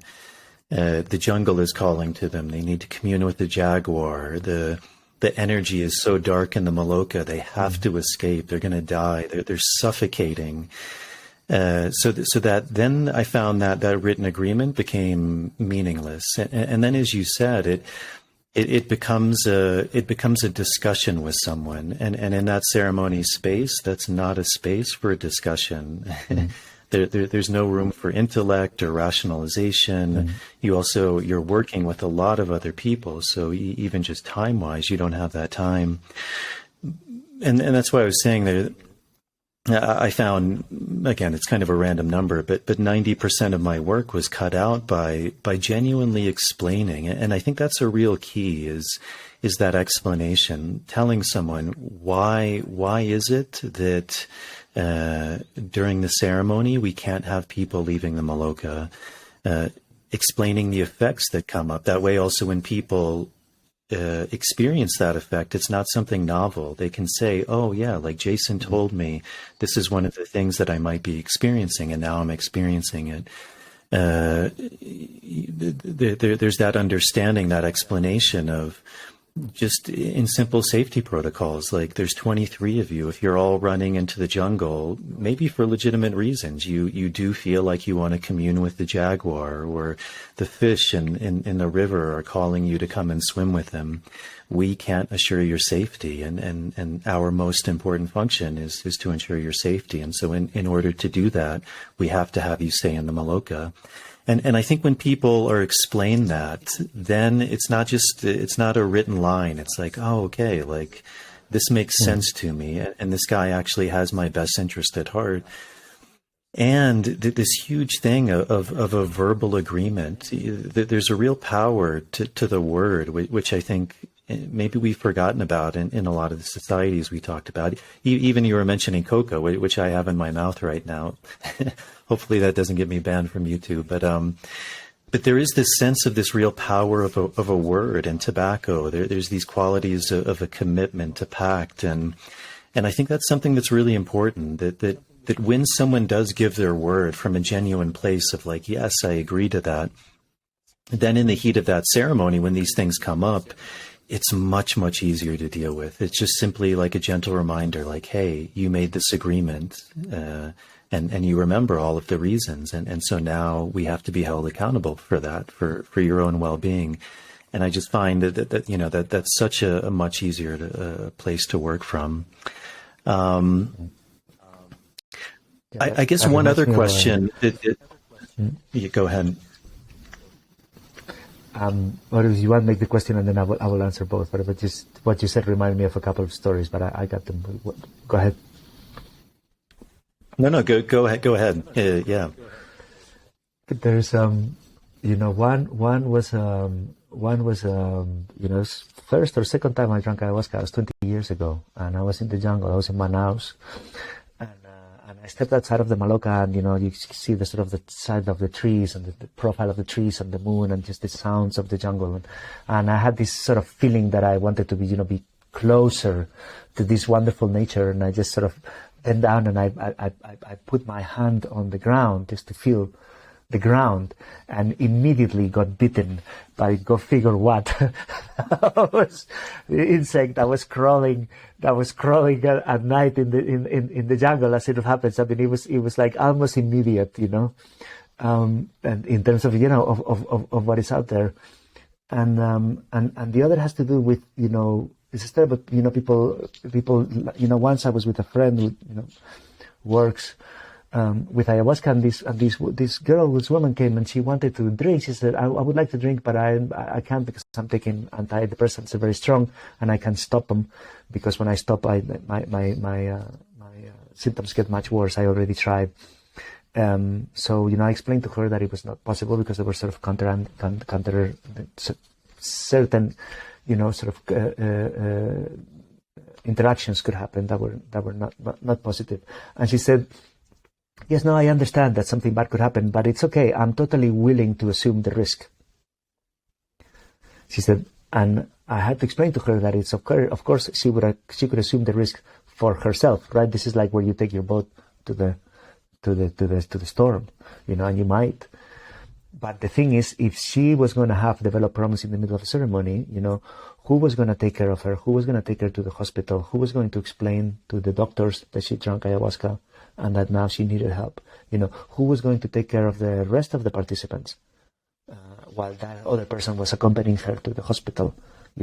So this was not about the risks that she assumed, which everybody understands that she was willing to assume, but about how this was going to affect everybody else. And if she was willing to assume that, because that's what she needs to assume, right? So this is, so now one of the suggestions that we have for that is that, one has to explain to people in terms of lying in the questionnaire, it's not about the dangers to themselves, which, you also have to explain, but usually people are willing to assume those dangers, but about how it's going to affect everybody else. And that's usually what makes people stop and think, not so much when it comes to them, right? So this is that aspect of how this is done that is necessary. So were you to run away in the jungle, who's going to look for you? Who's going to make sure that nothing happens to you? Because this and this and this could be out there, because blah blah blah blah blah. For all of these reasons, it's sometimes I think it's a very sort of, with my daughters. I put this in terms of the difference between the rules and the teachings. So the rules are, you can't walk with your shoes in the living room. You have to take your shoes off before you enter the house, for example, right? Or before you enter the maloca. This is the rule. The teaching is, we like to keep the maloca clean. And many people are passing by, and that's why we take our shoes off at the entrance, right? There's a big difference, also when you stop people and you say, hey, sorry, no shoes in the maloca, and that usually creates a certain sort of tightness and also resistance in people, and even a desire, well, fuck you, right? Telling me what to do and blah, blah, blah, blah, blah, blah. It's a very different thing from calling people by their name, first of all, because they pay attention when you call them by their name, and then saying, listen, we like to keep the maloca clean, that's why we take our shoes off at the door. And then people say, of course, sorry, and they do it, right? There's a certain sort of again, I don't know what to call it.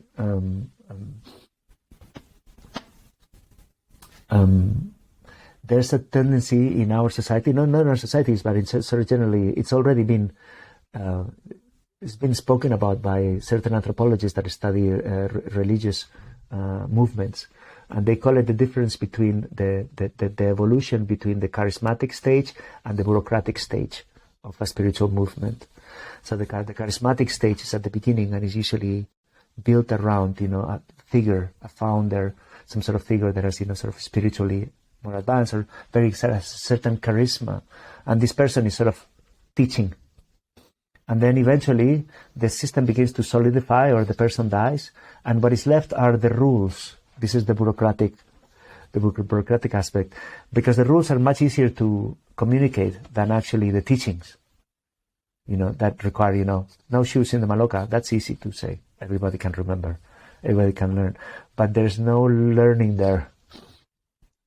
It's just so again, I think these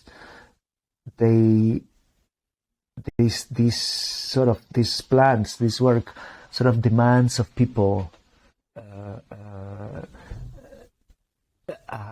the bureaucracy, the bureaucratic aspect, unavoidable and important as it is, will never be enough. Basically, that's what it comes. That's what it comes down to. It's the difference. It's the difference between cooking by formula, and cooking by formula, but sort of tasting what you're cooking as you cook. Right? There's a degree, you could, and in many places, in McDonald's, and I don't want to pick on any particular place, but in many places where food is cooked, the actual person cooking is not directly, is simply following a recipe, right?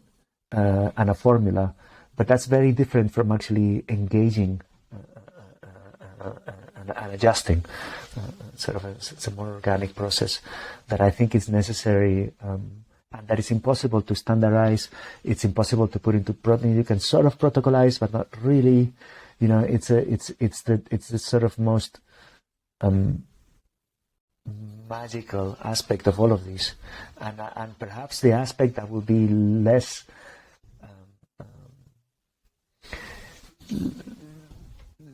easy to sort of one day integrate in our societies. But for me, it is the most sort of valuable or interesting aspect that comes with engaging with these sort of practices and with these medicines. It's precisely this. It's not that I've got many wonderful, mind-blowing, incredible experiences. I can say many wonderful things about the 20 years that I've been drinking ayahuasca and but I think at the end, what has sort of kept me here is not so much the ayahuasca itself, which, every year I drink less and less often.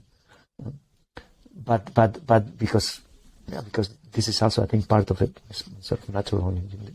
You need it less and less, or you need less of it anyway. But these other aspects that has to do with how can one make these, what is one taking away from this, and how is one sort of learning certain sort of lessons that are not lessons from ayahuasca, but they're lessons about sort of humanity and human, just sort of, I don't know what to call it, the mystery, the human mystery that is relational, that is part of it is learned, part of it is experience, part of it is it's the same sort of magic that happens. Also with cooking, there is the formula, there's the recipe, and then there's this sort of magic. Why is my mother's gazpacho better than mine, even though I follow exactly the steps? It just is, right? And because she's made gazpacho many, many more times than I have, and there's something there that I cannot, no matter if I copy the exact amounts and exact things, if there's something there that just doesn't, is not, you can't standardize. Yeah, some beautiful points there.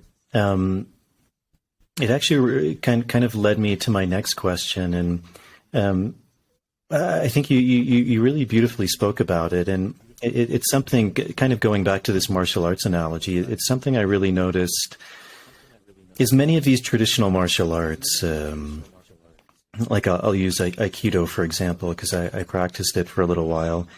The guy who started it practiced many different martial arts. I mean, he was almost like very much a Renaissance man too, not just martial arts, many different things, many other practices as well.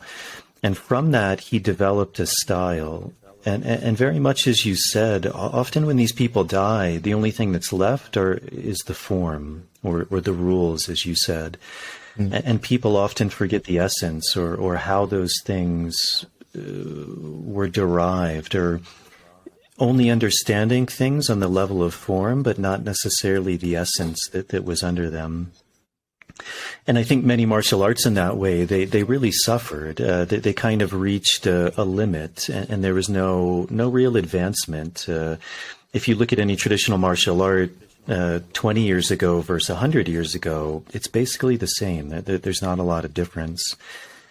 And then all of a sudden, these martial arts kind of came to a more Western context, which they had been for a long time, but especially with jiu-jitsu, which was interesting because it was a Japanese martial art that came to Brazil and kind of completely revolutionized, because they were looking to apply it to different situations, mainly real fights, and especially focusing on the ground. And then through that kind of questioning, martial arts really, I would say in the last 20 years have changed more than they have in the last 2,000 years. I mean, there's been a huge explosion, and it's often referred to now as mixed martial arts. And it's really taking all of these ideas from all of these martial arts, like what works, what doesn't work. If it doesn't work, let's not practice it. Maybe we come back to it at a later point and we realize, oh, like that's why it wasn't working, was because this was missing. But not just accepting things in that level of form. And now you look at a martial artist today, and the gap between a martial artist 20 years ago is extraordinary. I mean, it's almost like two different worlds.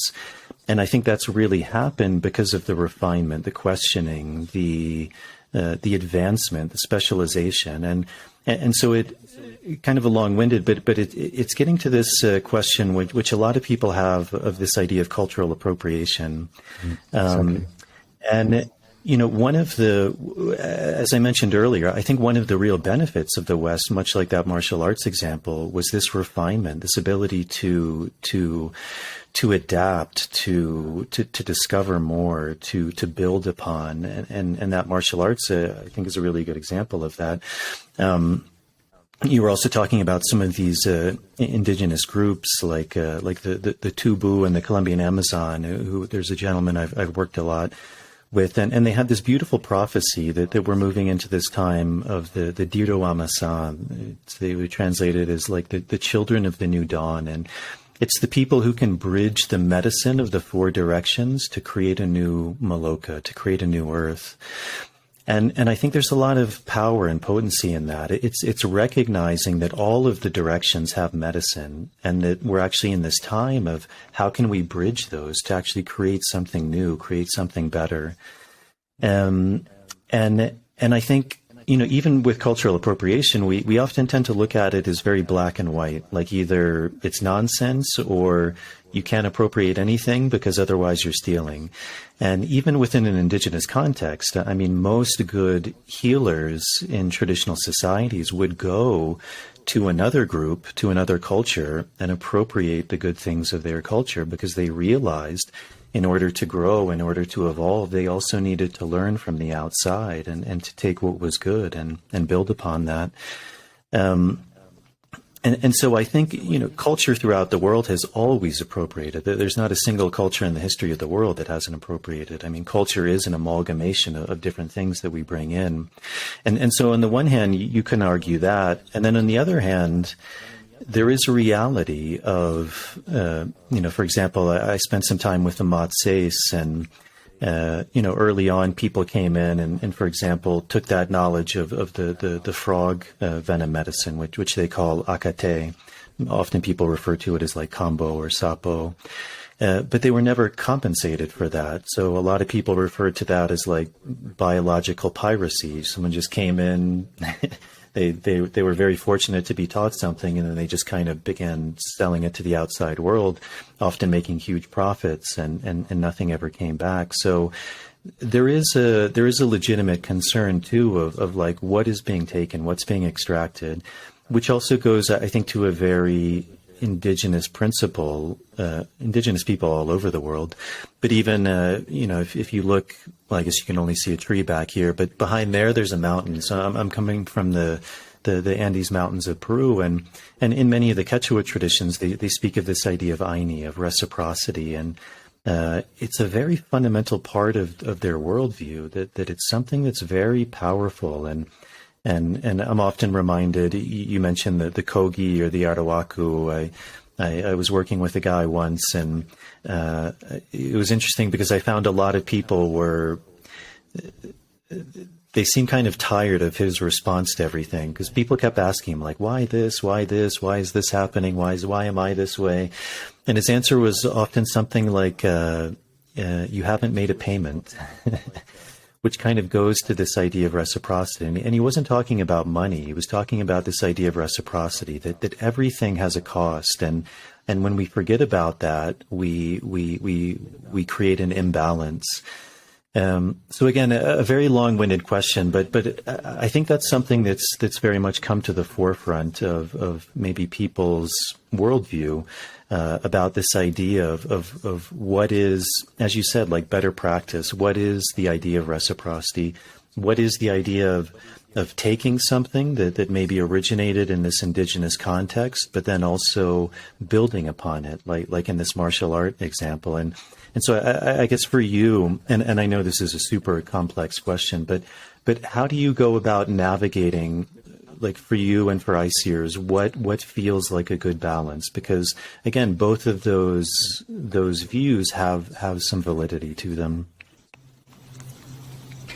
Yeah, again, it's an extremely complex question.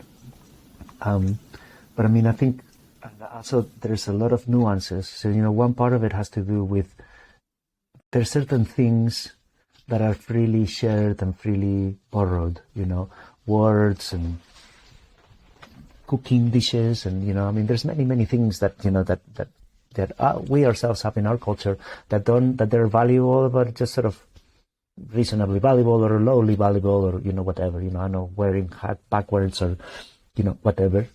I don't want to, and then there's certain things that are more valuable, and then there's certain things that are very, very valuable, and then there's certain things that are sacred, or they're considered sacred, and it's not the same, right? This right. So there's not a one size fits all in terms of what can be shared or freely, whatever the word is, taken. That's one part that I think is very important to make a distinction. It's not the same. Also for us, it's not the same. Tim Robbins' book, or Harold, one of his bestsellers, it's not the same as the Bible. Especially for some people, and it cannot be in our culture. These things cannot be sort of used or put in the same way. They cannot be, tossed around or burned or sat on or ripped apart. Or anything in the same ways, right? So that's the first thing, that there's levels, and that there's certain things that are much more important and valuable, culturally speaking, for every culture than others. And then so it's never sort of one size fits all, Then there's sort of something else that has to do with, again, sort of imbalances of power. When one person has most of the power. And this also makes a big difference. It makes a big difference because the loss is different. If I am a millionaire and you take 50 euros from me, it's not the same that, if I'm, completely broke and you take 50 euros from me. So this is also, it's not about the 50 euros. Right? Again, the things tend to get flattened into sort of like one size, and that's not the case. And then there's another important aspect that has to do with not what is taken as much, or how it's taken, but what that says about the nature of the relationship that took place. And this is also, I think, very often, because it's very hard. It's very easy to make a rule and say, take, don't take. That's the rule, but that's not what's there the teaching that stands behind that. The teaching that stands behind that has to do with the value of these things, the position where this thing plays, where it's being taken from, and the nature of the relationship that you're establishing with that thing that you took or that you learned afterwards. So how respectful are you with this Bible or whatever it is, right? Are you respectful in a way that the people who gave you the Bible or who originally used the Bible would say, it's okay, you can have the Bible? I mean, I'm being very, very sort of, sort of direct, perhaps I should use more academic words or more careful words, but I generally like to, be very, paint things very clearly, and it's also how I tend to think. And then there is exactly this aspect that we spoke about the difference between the forms, like you said, or the rules, and the teachings, and I think this is the really important thing that, at least guides my approach to this, because in my work, I take a lot of inspiration from traditional ayahuasca cultures, a lot of inspiration.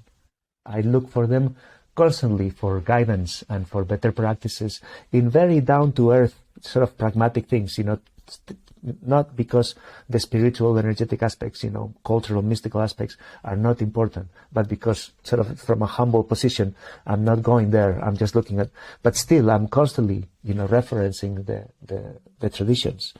So how can one, and I use this word inspiration very, very carefully because I think that's the key.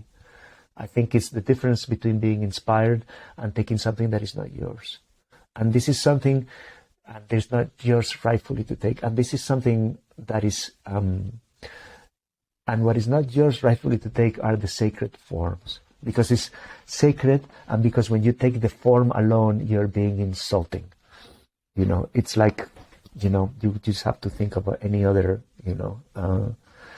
I always give the example, let's imagine there's a place in a country in the world where there's no Jewish people, and this person becomes fascinated with Jewish culture, which is, it's a fascinating thing. It's, thousands of years old, it's highly developed, incredibly complex, full of wisdom and knowledge, at all levels, spiritual, practical, relational. This person becomes fascinated, especially with sort of like most Orthodox, and this person goes to Israel, spends, sometimes some months, some years with Orthodox Jews, which, find this other person's fascination kind of awkward. This is not, this is sort of a very personally thing about a certain, not just sort of a set of practice and spirituality, but an identity, sort of Jewish identity. This is not something that you can easily join, no matter how fascinated you are by it. It doesn't mean it's impossible. But it's usually not easy. This person spends some time over there, become learning and asking questions and about everything, fascinating, researching. It's an honest interest that this person has, and then eventually after 6 months or 6 years, this person goes back to their country, and then, they put on a kippah, they call themselves a rabbi, and they open a synagogue. Well, in this country where they are, they probably would get taken seriously because it's the first synagogue and nobody knows, what a synagogue is or isn't. Maybe in Jerusalem where they came from, people would be kind of, they would either, laugh or be offended, or, there would be a range of reactions, but, most of them would go around like, well, this person has no clue. They learn a little bit, but this is not, this is like, you were born into this and then it takes your whole life. And then, of course, you're welcome to, but the main point I'm doing, and again, by bringing this down, is like, you don't want to be that person. Nobody should want to be that person, that goes and, puts on and calls this a synagogue, right? That doesn't mean that there's not an incredibly rich thing that happens when people go to other cultures and experiences other ways of engaging with the world, and grows personally enormously through this encounter with other ways of being, because these other ways of being show you so much about the way you are, that was not obvious, It shows you so much about what you don't do, because they do it and you don't, and you learn so much anyway. But that's different, right? This is the most enriching, one of the most enriching life experiences possible. It comes from traveling too, when you're exposed to other cultures. But it's not the same, right? This is this sort of delicate balance. And then when it comes with when it comes to the forms, the mistake is to grab the forms. This I think is the biggest mistake, instead of the much more nuanced teachings that are behind it, because the forms are cultural answers, individual cultural answers to general human problems. Right? So different cultures would react to these sort of situations that are uniquely human in their environment by a cultural response that is very peculiar and particular to them. Underneath of these, if you can look, there's a human issue and that part is universal. What is not universal is the cultural response that is individual to the culture. And very often if you grab this, so you grab whatever, the feathers, the forms, what is outside, the songs, the this, the that, you're missing the point, right? In many cases, for example, with Icaros, the point is missing is that very often the Icaros are received, after very long periods of dieta. So, of course, there's power in the song, but the power is not in the song or just in the song. The power is in the dietas that the person did and the preparation that made them receive, this particular Icaro that incarnates, their power with their relationship that they established with the plant. And all of this is cooked into this, and there's a part of that no matter how well you sing this song, you will never have for yourself, because it's not in the song. The song is the symptom, right? That's one aspect of it. However, there is the teaching that lays underneath, and this is much more difficult to see. And it can only be explained with examples. So, I will give you an example. I myself have taken one of the groups that I've spoken with that is sort of outside of my work and outside of what I do, but that I find endlessly inspiring, is this sort of group of people that have been doing initiation rituals for young people. Most of them are the United States. Most of them have been doing this. Some of them have been doing this for, since the 60s. So these people don't work with plants, obviously. They work with young people. But everything else is very, very similar to the situation with ayahuasca, in which they're taking a lot of inspiration from indigenous groups, because indigenous groups were the only ones that were still doing initiation rituals for young people. We lost this.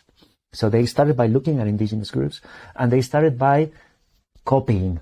They heard that indigenous group would do this, and they would put the kids like this, and they would just do the same thing. And then when the kids came back, they sang this song, and then they would sing the same song. Right? It's normal. It's sort of human nature. But because they have 40 years or more doing this ahead of people doing ayahuasca, they've actually also have time to learn from their mistakes. And they begin to realize exactly this, that it wasn't about the song that was sung to the kids when they came back. What was happening there was not that this song was sung. Yes, that song was sung, but something else was happening. So they begin to realize that, you can, most initiation rituals has to do with taking young people and putting them in a difficult situation, removing them from the society, putting them into some sort of difficult situation. It can be quite brutal in some indigenous groups, and then they are brought back into the society. The kids are pushed to find their inner resources and their inner strength, in that initiation, and then they come back a different person because they've had to sort of overcome themselves, through this. So it is possible, it's not difficult to get kids from our culture, Western kids, and take them to the woods for a few days and make them go through something that would be, culturally equivalent for us. We can't get kids, bitten by, bees and terrible ants and, some of the things that happen there. The ordeal has to be a little bit different. But okay, make them go through an experience where they have to find their own resource, and then we bring them back. And this part, they figure out fairly quickly. But then they realized that actually it was not working. It was not working as well as in indigenous groups. And the change was not so real. And then they begin to think, well, maybe it's the song that they sang afterwards, but it's not the song that they sang afterwards. They realize what happened afterwards was not that the song was being sung. What sang afterwards is that the entire community witnessed and acknowledged the change that these young people had gone through. And they would change their names, they would give them new roles. So this part, the being witness through the transformation is an integral part of the transformation. We think that it's just the form. We think that you have to take, somebody and put them through a difficult period, and that's the initiation. And indeed, this is a big part of the initiation. But there's another big part that has to do with how the initiation is being witnessed by the community. And that's what makes it actually fully active, right? So at first they try to again copy this, they sing the song, and then they realize, no, this is about acknowledging this, and how can we do this in a way that is within our cultural boundaries. So what they did is, when the kids return from this sort of camp, because it's sort of a summer camp, and the parents pick them up, then the parents are instructed that they have to greet the kids like they just met a new person. And the parents say, hello, it's very nice to meet you. I'm really looking forward to getting to know you better. Right? This is the difference between being inspired by indigenous and traditional wisdom and learning the lessons, and taking shapes and forms that don't belong to you and that you should never take. Right? This is not appropriation. Not really, right? Because this looks nothing like what happens in indigenous groups, and yet there's definitely a transmission here. This would not exist if this conversation and this relationship had not been established with indigenous people. I mean, none of this would have come up. It totally comes from them, but it's not something that was taken from them. It's a process of inspiration. So this is like sort of pivotal aspect of how I engage with the traditions, which I do all the time. I take most of my lessons, that are in this course, and most of the things that we teach in the safety course, and most of the sort of the minimum safety standards, the way we approach all of this has to do with exactly this. So we find, for example, that deals around money, questions around advertising, for example, the most interesting sort of insight that comes from there, we have taken from the sort of how the Santo Daime deals with proselytism, and how you should talk to your neighbors about your participation in the Santo Daime, for example. And there's and like this for just about everything. We can find sort of fantastic examples, lessons that come from the traditions, and yet they're not the sort of the copying of the photocopying, or the trying to sort of the copying the rules or the forms of this thing, but the sort of like the very profound sort of wisdom about just sort of being human, and sort of approaches to humanity, and working with these plants that are already obviously all over the place in the traditions, in the people that have been engaging with these things with the longest. Obviously, they know a lot, and they know a lot more than we do, because they've been doing this much longer than we do. And there's some parts of it that we can really learn from, and there's some part of it that are somebody else's, it's somebody else's Bible, and you absolutely have to, with all the respect in the world, and also with all the understanding that, maybe after a lifetime you would only begin to understand a very small part of something that for them is, even common sense, and still there is a, great benefit and personal growth that can come from this engagement, as long as one maintains, a certain, a property in the relationship, and an understanding of, what is happening, and, and how to learn from other cultures. Very long answer again. No, great. Yeah, it reminded me, I'm sitting here and I have a framed copy of when I became an Eagle Scout, which you may be familiar with, the Boy Scout. They're a big part of that, yeah. And they took a lot of inspiration also from indigenous groups. There's on the edge sometimes of of appropriation, but that was the reference. Yes, absolutely. Absolutely, yeah. Yeah, and I often, as I get older, I think about how important a lot of that was and how formative it was of just learning to be in nature, to learn what plants are useful, what plants to avoid, how to start a fire, how to find water, how to purify water, how to principles like always leave the campsite or the trail in a better state than when you found it. And not even the same, but better. Pick up that piece of trash that maybe someone else left. Really learning how to push yourself to hike for a week where you're carrying everything on your back, and then even some of the more advanced things when I finished, like being dropped off in the middle of the woods with a knife for a few days, and a very similar thing. And then when you're finished, you have a title that's actually very important. I mean, it's very few people achieve that, and then that's who you are. And maybe you have a sash or a card or something that you can show, and then there's also, as you said, there's a recognition by that community of like, wow, this person has achieved something. Very similar to martial arts with like a belt system, and then you're addressed in a different way, and you can see that people do have a different respect for you, and it changes people.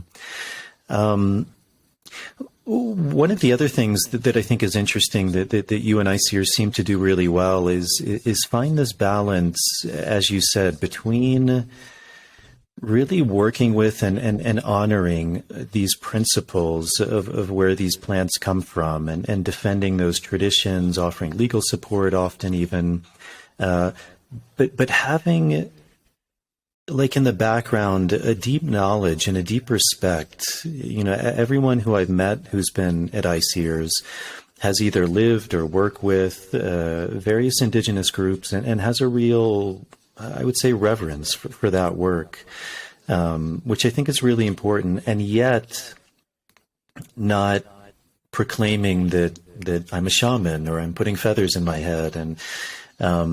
And it kind of leads to this question, which I think a lot of people maybe have confusion about or have issue with or concerns, which is, even as we bring this work into a more Western context, how to find that balance between honoring, as you said, these principles that are very human, which, in many specs, maybe even these plants help us to learn about our own traditions, our own principles that we've forgotten.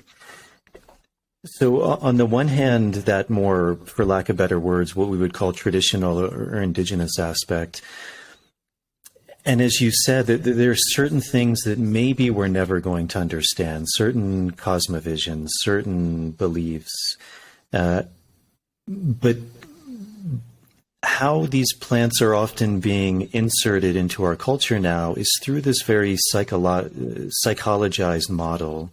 Even a lot of the words we use, psychedelic assisted therapy, so it has this therapeutic connotation, or we use a lot of these words like trauma or shadow sides. It's very much within this psychological model, which I also don't think is inherently separate from an indigenous model. But it's putting a lot of the focus on one, I think, very specific aspect within a much larger, as you were saying, within an indigenous model. That's certainly an aspect. If someone comes down and they have trauma, they may say, oh, well, that person has susto, or the Shipibo may say that person has ratu. But they probably wouldn't say that's everything. Like, if we solve their trauma, then that's the goal of this medicine. That's its its sole function. There's a much deeper understanding of what this plant can do. So where do you find that balance between these plants, maybe in a more holistic sense, and putting these plants in a very particular model, which in the West, I think we would call like a more psychological model and all of the worldview, the cosmovision, the terminology, the linguistics, the ways in which we work that come with that? And again, I know that's a big question.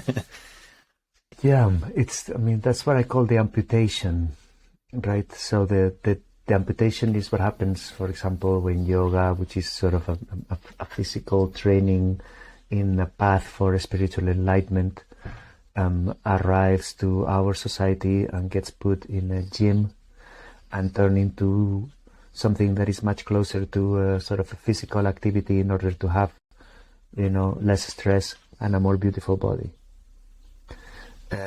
It's not, of course, that this is not great and important, but it is an amputation.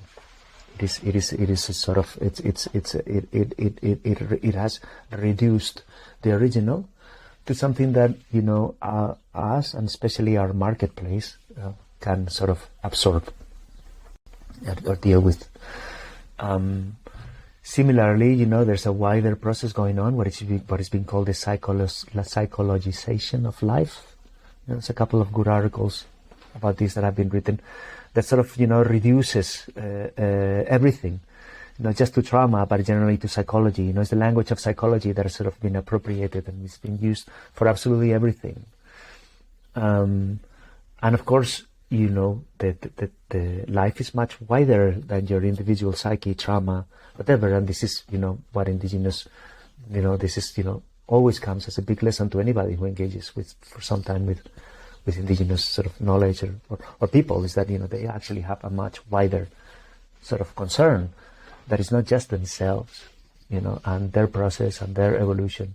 And it's something that stands between themselves, people say that, in one of these sort of courses, they said, that white people have no sense of people. When you ask them, who is your people, they would say, my family and my friends, and then from there they would directly jump all the way to humanity, all of humanity. There's my sort of my affinity group, all my friends and my family and the people that I care about, and then the next group is, all of humanity I care for. But between your family and affinity group and all of humanity, there is something that stands in the middle. There is your community, is your people, is your culture, your tradition, where you come from, who your people are. And this we have lost progressively. This is also sort of an effect of many things of capitalism. I won't go into details. It's simply a fact. Of course, this is not the case for, actually most of the world, because most of the world does not live in, in Western developed, industrial countries. Quite the opposite. So these sort of links are much more clear. It's not, and they've been always clear in history. So in a sense, the oddity is us. So it's like how, as an oddity that we are, historical, sociological, economic, spiritual, you name it, oddity, do we, sort of, how do we learn how the rest of the world lives? Because this is really, what's happening. I had to give a talk very, many years ago at sort of the beginning of this process, and I sort of explained about my own sort of fascination with shamanism and plants and how I went quite deep into the Amazon in these different places looking for these shamans and from these plants and at the end, all I found is how the rest of the world lives, and goes to the doctor, sort of, very, very, not even the rest of the world, but certainly a very, very large part of the world, and certainly, most of humanity if we go into the past, right? So, it's not, there's nothing, even remotely special, or exotic there. What's really strange and exotic is nuclear medicine. That's a rarity in our sort of history, tradition, whatever. People curing with plants and spirits. This is the heritage of humanity. I mean, this is absolutely everywhere, and it's been everywhere for so many, thousands of years, right? So at the end, us as the exception are just looking back, trying to find something that is rare or exotic or disappearing, and all we're finding is not. This is the norm, and this has been the norm, forever.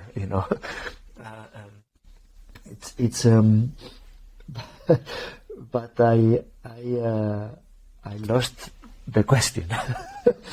where I think you were asking about the psychological model. The psychological model, right? So because we have lost all of these things, then again we do the amputation is what happens. Thank you. So as we take these things, then just like yoga went into the gym, we tend to take these things and say, okay, these are medicines, so these are medicines, this is for doctor, and these are the diseases that these medicines treat, But of course, that's not at all what these things are. They're not medicines in the way that antibiotics or anti-inflammatory things are. This is not something, that in every way this challenges, every aspect of what we believe our medicines are. It challenges the sort of the symptom, the idea that medicines make symptoms go away, because these are substances that usually increase the symptoms. It challenges the fact that these are medicines that the doctors themselves are supposed to take, which is sort of outrageous in our culture. And in some cases only the doctors take these medicines, not the patients. These are medicines where, like, any attempt to do double-blind placebo studies, implodes, right? So this thing cannot be ruled out, not in the way that we do with other things. These are things, and most importantly, these are sort of plants that just sort of blow. Either we need to make the concept of medicine much, much wider, or we have to accept that these things are a lot more than medicines, because most of the people taking these plants, even in our societies, don't have a medical diagnosis. They're not the stuff of doctors. Not really. Most people are, they wouldn't have a medical diagnosis. So, why are they taking these plants and these psychedelics?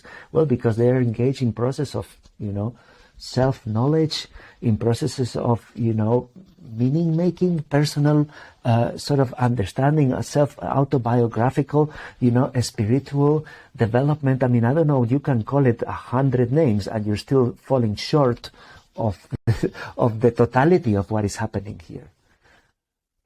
So the amputation, which is,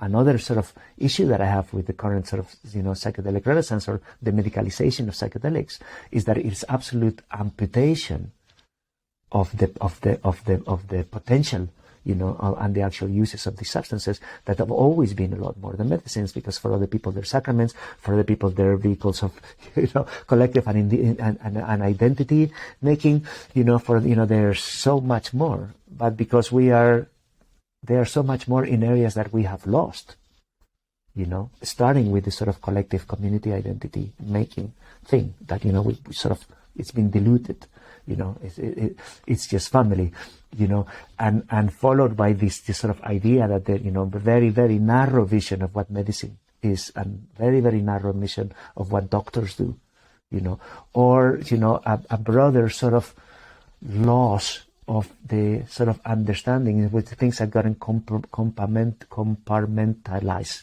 So religion and spirituality stands over here, medicine and therapy stands over here, and then this other thing that I don't know what to call it, education for adults, how to live, right? This stands over here.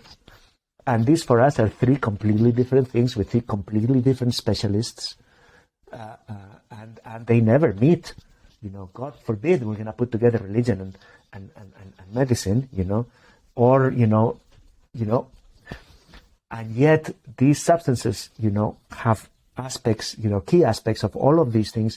At the very least, I'm leaving here, creativity, a bunch of other things, but at, very, very roughly, we are presented with something, that in the indigenous context, it's all of these things at the same time. It's spirituality, it's therapeutic, and it's something, it's community, it's something that has to do with the community, and it has to do with just how the individual becomes a person and figures out how to live, with him or herself, with his or her neighbors, with the rest of the community, with nature at large, and with their history and their ancestors. And good God, right?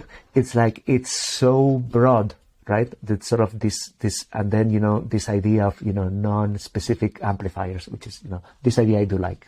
I think it's a very sort of ugly scientific concept to say exactly this, non-specific amplifiers of what absolutely everything, potentially within the human experience, such large aspects of it, and now we're going to take these non-specific amplifiers and say, no, they're not, they're actually, therapeutic tools for mental health problems. It's like, wow. For sure they are. For sure they are. And I'm happy they're going to be used as such. I would be concerned if opening that door would close all the others. Because if we decide that these are pharmaceutical drugs that only psychiatrists can prescribe, to people who have a psychiatric diagnosis, like, post-traumatic stress disorder, long-term depression, whatever, if we decide that's all they are, then that's all they will become. And then people who don't have a psychiatric diagnosis won't have access to it. Indigenous people who have been using them for thousands of years won't be able to work with them outside of the countries because, this would be medical sort of Quakerism, or they'll be practicing medicine without a license, or dishing prescription medicines without, the proper degree, right? I mean, there's so many sort of doors that close, as that single door opens. And this is the amputation, and this is the part where this dialogues with the cultures of origin, with indigenous people, with indigenous cultures, from a place of humility and respect, but also from a place of of relationship, of reciprocity, can be so rich, right? To sort of, again, there's a lot of lessons and wisdom there. If we care to learn and listen. Yeah, beautiful answer. One of the distinctions you make for this course is that it's for people who are already facilitating in a ceremonial context. And I think that's a really interesting distinction. And I think many people now, for better, for worse, for good reasons or maybe not so good reasons, are interested in doing this work. Does ICEERS have a policy of because again, as you just alluded to, it's such a complex path, really, for lack of a better word. Is there any sort of like official direction they point people to, and then also on a personal level, what would you say to someone who comes to you and is like, I really want to work with plants, or I really want to be a facilitator, or maybe even humbly, like, this is really calling me. People, maybe I've been doing this work or something, and people seem to be interested, but I don't know if I'm ready. Do you have anything that you would say to someone like that? I mean, in terms of why this course is for people that are already facilitating, there's two reasons. One is that this course is specially indicated for people who feel that they don't need this course. So if you think that you're already facilitating and this course is not for you, because you've been doing this for many years, this course is absolutely for you, and I guarantee that you will learn things that you didn't know. So that's and these people are not being served right now. The people that already have experience, to the degree that they feel that they don't need a safety course. So that's one reason why the course is for experienced facilitators. The other reason is because also all of the contents on this course would also benefit people who are just starting, or who don't know anything. For sure. We are concerned that people would think that because they took this course, now they're ready. And that's the reason why this course is not for people who are just starting, or for people who want to learn. because this is not a course that is going to prepare you in any way to begin to do this. So we for the same reason that I said about, because there's no practice, for the same reason, it's all theory. It would be like learning surgery in an online course. So, okay, if you're already a surgeon, this is going to be useful for you. If you're starting or you want to be a surgeon, this course might give you a false sense of ability, and we absolutely want to avoid that. So that that's the double reason for this. And then in terms of what we tell people who and we get this question all the time we get this question, where can I learn, and also where is a safe place for me to drink ayahuasca, or a good place for me to drink, or can you recommend a center? We get this question all the time. Of course, as an institution, we cannot answer this question. We cannot direct or direct people anywhere. We can tell them, this is, if you're going to do this, this is what you should know. These are the types of questions that you should ask, and this will help you make an informed decision. And please do make an informed decision. But we cannot direct people one place or another, because for many reasons. But I mean, sort of very roughly speaking, as an organization, we are at the service of the collective, of the whole collective. We don't in our work, in an institutional work, we don't play sides. We cannot. We actually engage with just about everybody. Now, in our own personal path, I've been drinking ayahuasca many years, 20 years. Many of us in ICERS have. All of us in ICERS have our own sort of personal path that we have followed with concrete groups or with concrete people. This is never part of the public discourse. People are very often very curious, and they ask us, but who do you drink with? Right? That's not a question that I answer publicly, and I can't, for many reasons. Because the people I drink with, they don't need the advertising, and they will get absolutely no benefit from this getting out. 2, because the work that I do is not just for the people that I drink with, for the entire collective. And again, my personal preferences should not be an issue in the work that I do, because my work is for the collective. And it's important that I have my personal preferences, and it's important that I have, my tradition, the group of people that I drink with, my own practice. It's absolutely key. I wouldn't be here doing this work if I didn't have this. But this has to stay in the private realm, not in the institutional or public realm, because it would actually harm both my practice and the public aspect of my work. With that said, in terms of people that feel a very honest call, I think if you start taking plants, everybody at one point or another will feel this call. I think this is also important to be. This should, I think, be part of the education and be put on the table. I mean, at least I have, and I think most everybody I've met have felt this call. Everybody will feel this call at one point or another. Usually, it's at the beginning, and usually, it has to do not so much with a call, but with a deep desire, an inner desire, a want. That comes when you get exposed to something that can be so transformative and so beautiful and so meaningful and so important. It might make the rest of your life seem like a waste of time, whatever. Then that this is really what you want, and because this is where the importance or the meaning lies, etc., etc., etc., etc. I mean, this is completely normal. It should be part of I think it should be part of the education.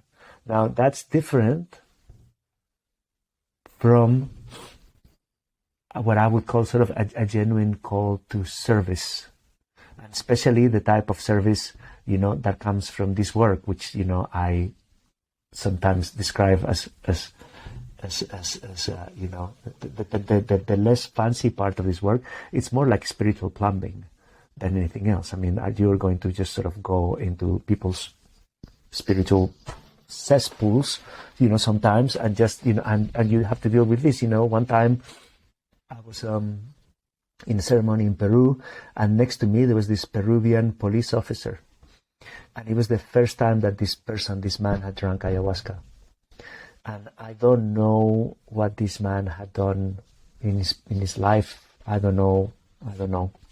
All I know is that when this person drank ayahuasca and he began to feel the effects, he began to scream like, I don't know. It really sounded like a woman being eaten alive by devils. I'm sorry to be so graphic, but that's what it sounded. The shrieking, the level of, it's undescribable. I mean, I can't even, it was crazy. This person was right next to me. It was really, really awful. It was very difficult to sit next to this person. I was turned my back as far as I could, and so to be facing this sort of that was coming out of there, as little as possible, and just sort of, it was awful. And then, after some time of this screaming, I could see the curanderos, across the maloca, you see the sort of black profiles, you see in the darkness. And I saw one curandero sort of stand up very, very slowly, sort of stand up and very slowly walk towards this cop, and everything in the curandero's body language said, these are the days where I hate my job. Type of thing, right? Like I'm really not looking forward to approaching this person, and then, he went and he put his hand on the head of this cop. And then he proceeded to do a healing, and I was watching all this, and I thought, oh my God, I can't even sit next to this person, and this guy, this healer, actually has to touch him, and that's that was for me sort of a point where I realized that this job was not for me. That this job was not for me, and that also, this job, the less glamorous parts of this job will not be for everybody. But this is, it also takes some time to see this. So in terms of what I would tell somebody who comes to me, and in terms of what I would tell somebody who comes to me and say that they have. All right, great. Well, we had a small technical problem there. Hopefully, the last part of what you were talking about came through. If not, do you want to just finish that story? I lost you when the Peruvian police officer was screaming like a woman at the top of his lungs. I think that's when you cut out for me. Yeah, basically, it was terrible. It was terrible to be next to this person. I had my back turned like this, and just couldn't deal with this, whatever it was that was coming out of there. It was very, very difficult to sit next to this person. And then I was watching the curanderos, across the maloca, and, I saw one of them, just a sort of dark profile, stand up very, very slowly, and then walk towards the police officer very, very slowly, like you were about to do something you really don't feel like doing it. Everything in the body language made me feel like this is one of those days when you sort of hate your job, right? You hate it. And then, he stood in front of the police officer and just and then went bam and put his hand on top of a guy's head and, started the healing, and I was thinking, good God, I can't even stand sitting next to this person, and this guy has to touch him, and that's when I realized, this job, it takes a certain, people. I think people are often, especially at the beginning, not aware of the less glamorous aspects of this job, and there's a lot of non-glamorous aspects to this job. Again, just like you have to be fully informed before you try ayahuasca and decide it's for you, I think people should be fully informed before they decide that, facilitating or that this process is for them. Certainly when I was fully informed, I decided that it wasn't for me. And I found other ways of being of service to the plants that didn't mean serving the plants. as in serving. That's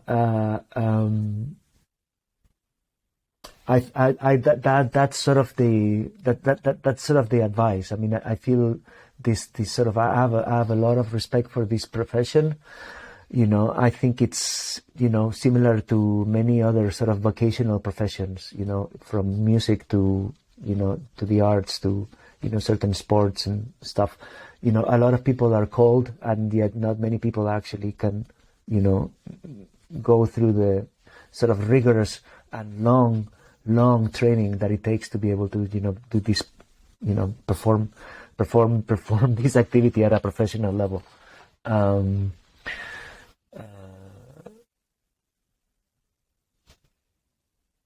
I think also people don't realize, and we go a lot, and I will tie it to the course now, another sort of example, and that's another example of a lesson or a learning that comes from the traditions. You see very often in the traditions that, people that end up doing this work, working with these plants, they go through a very long sort of training, and it's very rigorous, and it's very hard, and it's full of both, becoming very knowledgeable or very personally, having a lot of personal experience with the plant and the plants. So, doing a lot of that.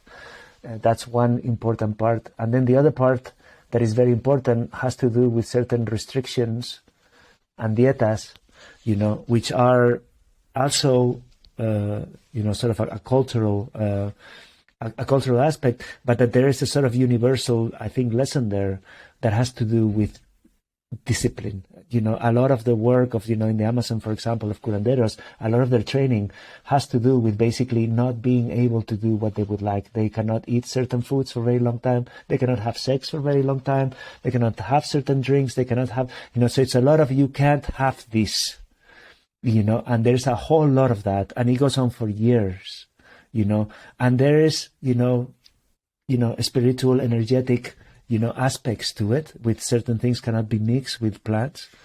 But there's another, at the same level, there's another, aspect of it that is very down to earth, and it has to do with teaching people to tell themselves no. Why? Because with this power comes a lot of temptation. And then if the person hasn't learned to say no to their drives, whether it's hunger or horniness or, or whatever, then, as one is sort of carried by the power of these substances, it's very tempting sometimes for this power to go, to get abused, right? So, that's another sort of, example of how, the lessons that are there are universal, and then the sort of and then there's the sort of the unique sort of cultural answers as well. I think that's perhaps one of the most sort of overlooked or misunderstood aspects of this training, just how much discipline factors in. It's not about, that your dietas are very long or very short, which it also is, but it's about, what Makuna shaman told me, whether or not you can become the master of your own thoughts. And that it has to do. It's another way of talking about this. It's another way of talking about. There's certain power that comes with this, and power requires a very strong will, so that one can be in that power and not be tempted by your hunger, whether it's for food or for sex or for power or for manipulation or for whatever, we all have this. This is, again, these are sort of human aspects.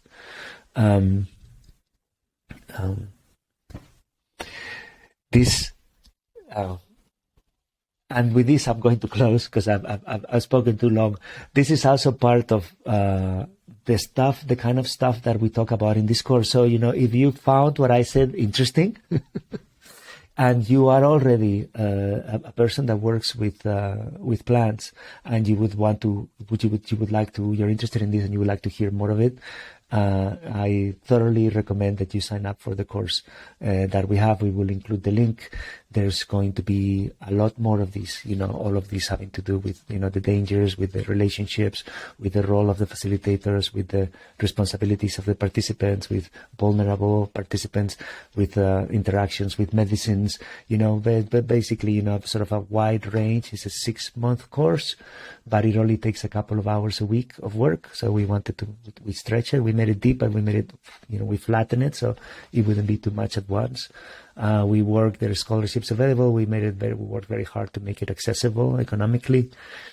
And it's the second year we do it. The first year went very well. People were very happy. And, we would continue to do this every year. And and if this sounds interesting, please join. And thank you for having me. Yeah. Thank you very much. Yeah.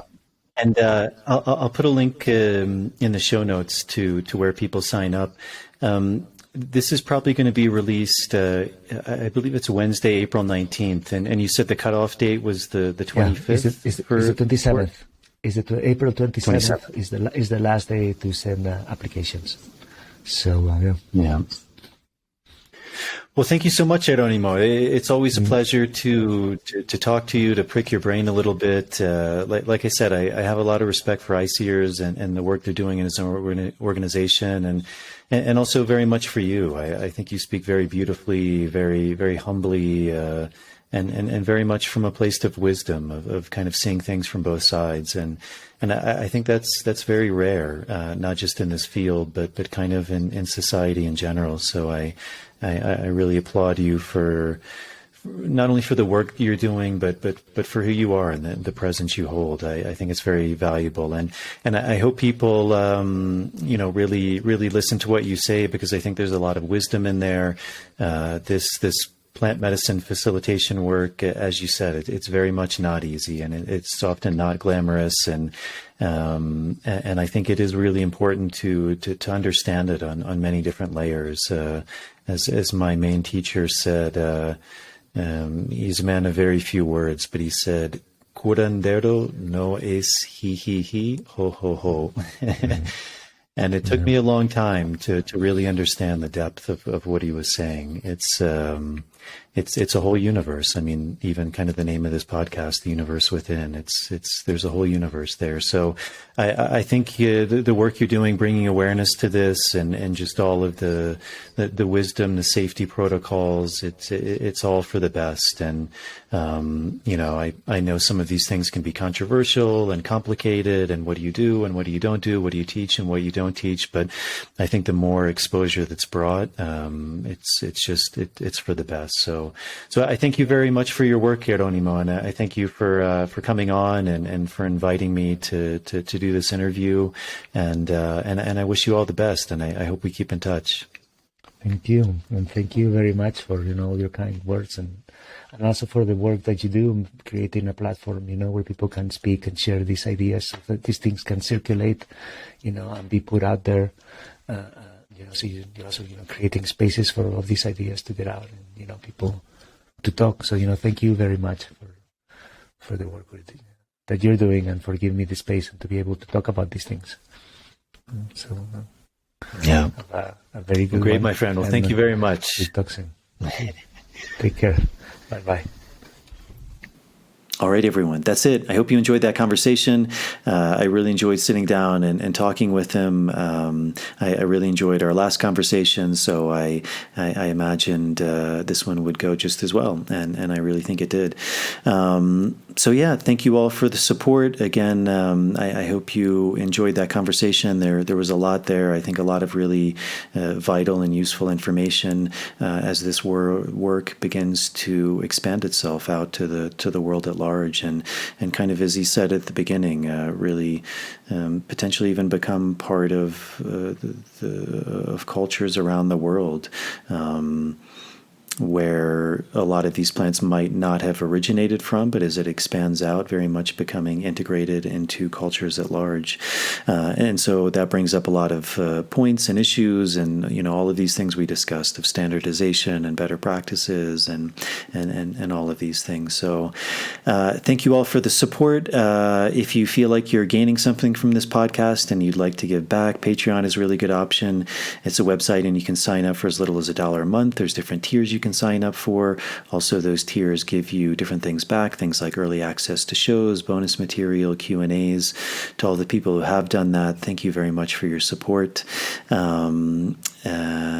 If you're able to do that, also thank you very much. Again, as I mentioned in the intro, one of the things I really like about that site is it works on this idea of reciprocity. So if you feel like you're gaining something from this podcast, then that's a beautiful way to give back.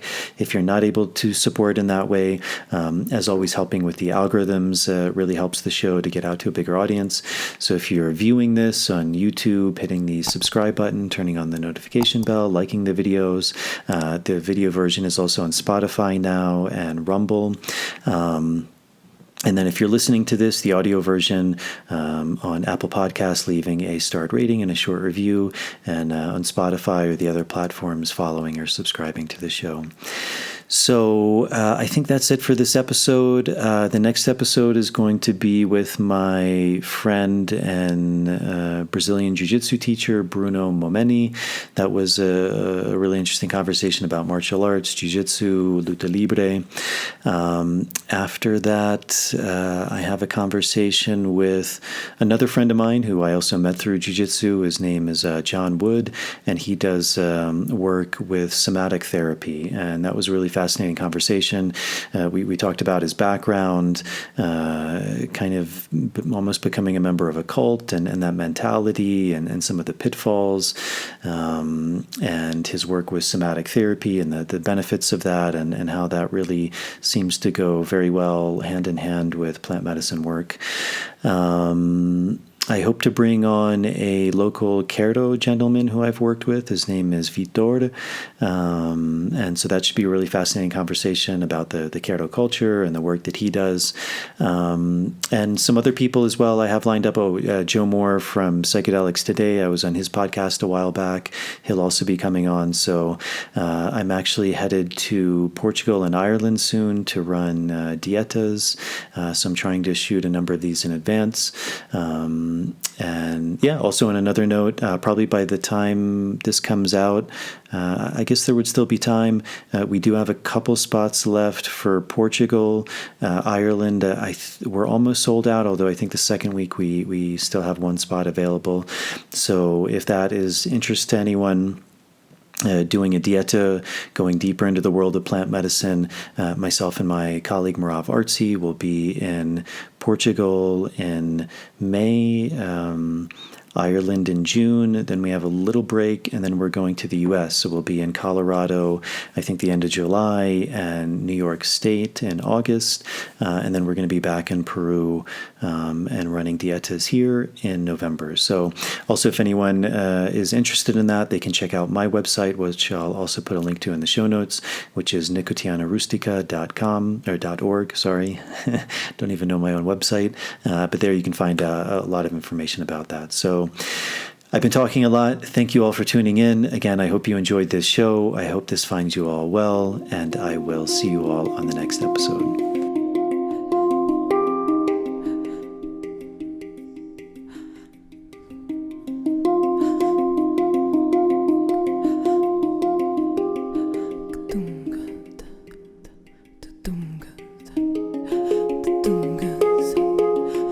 Tum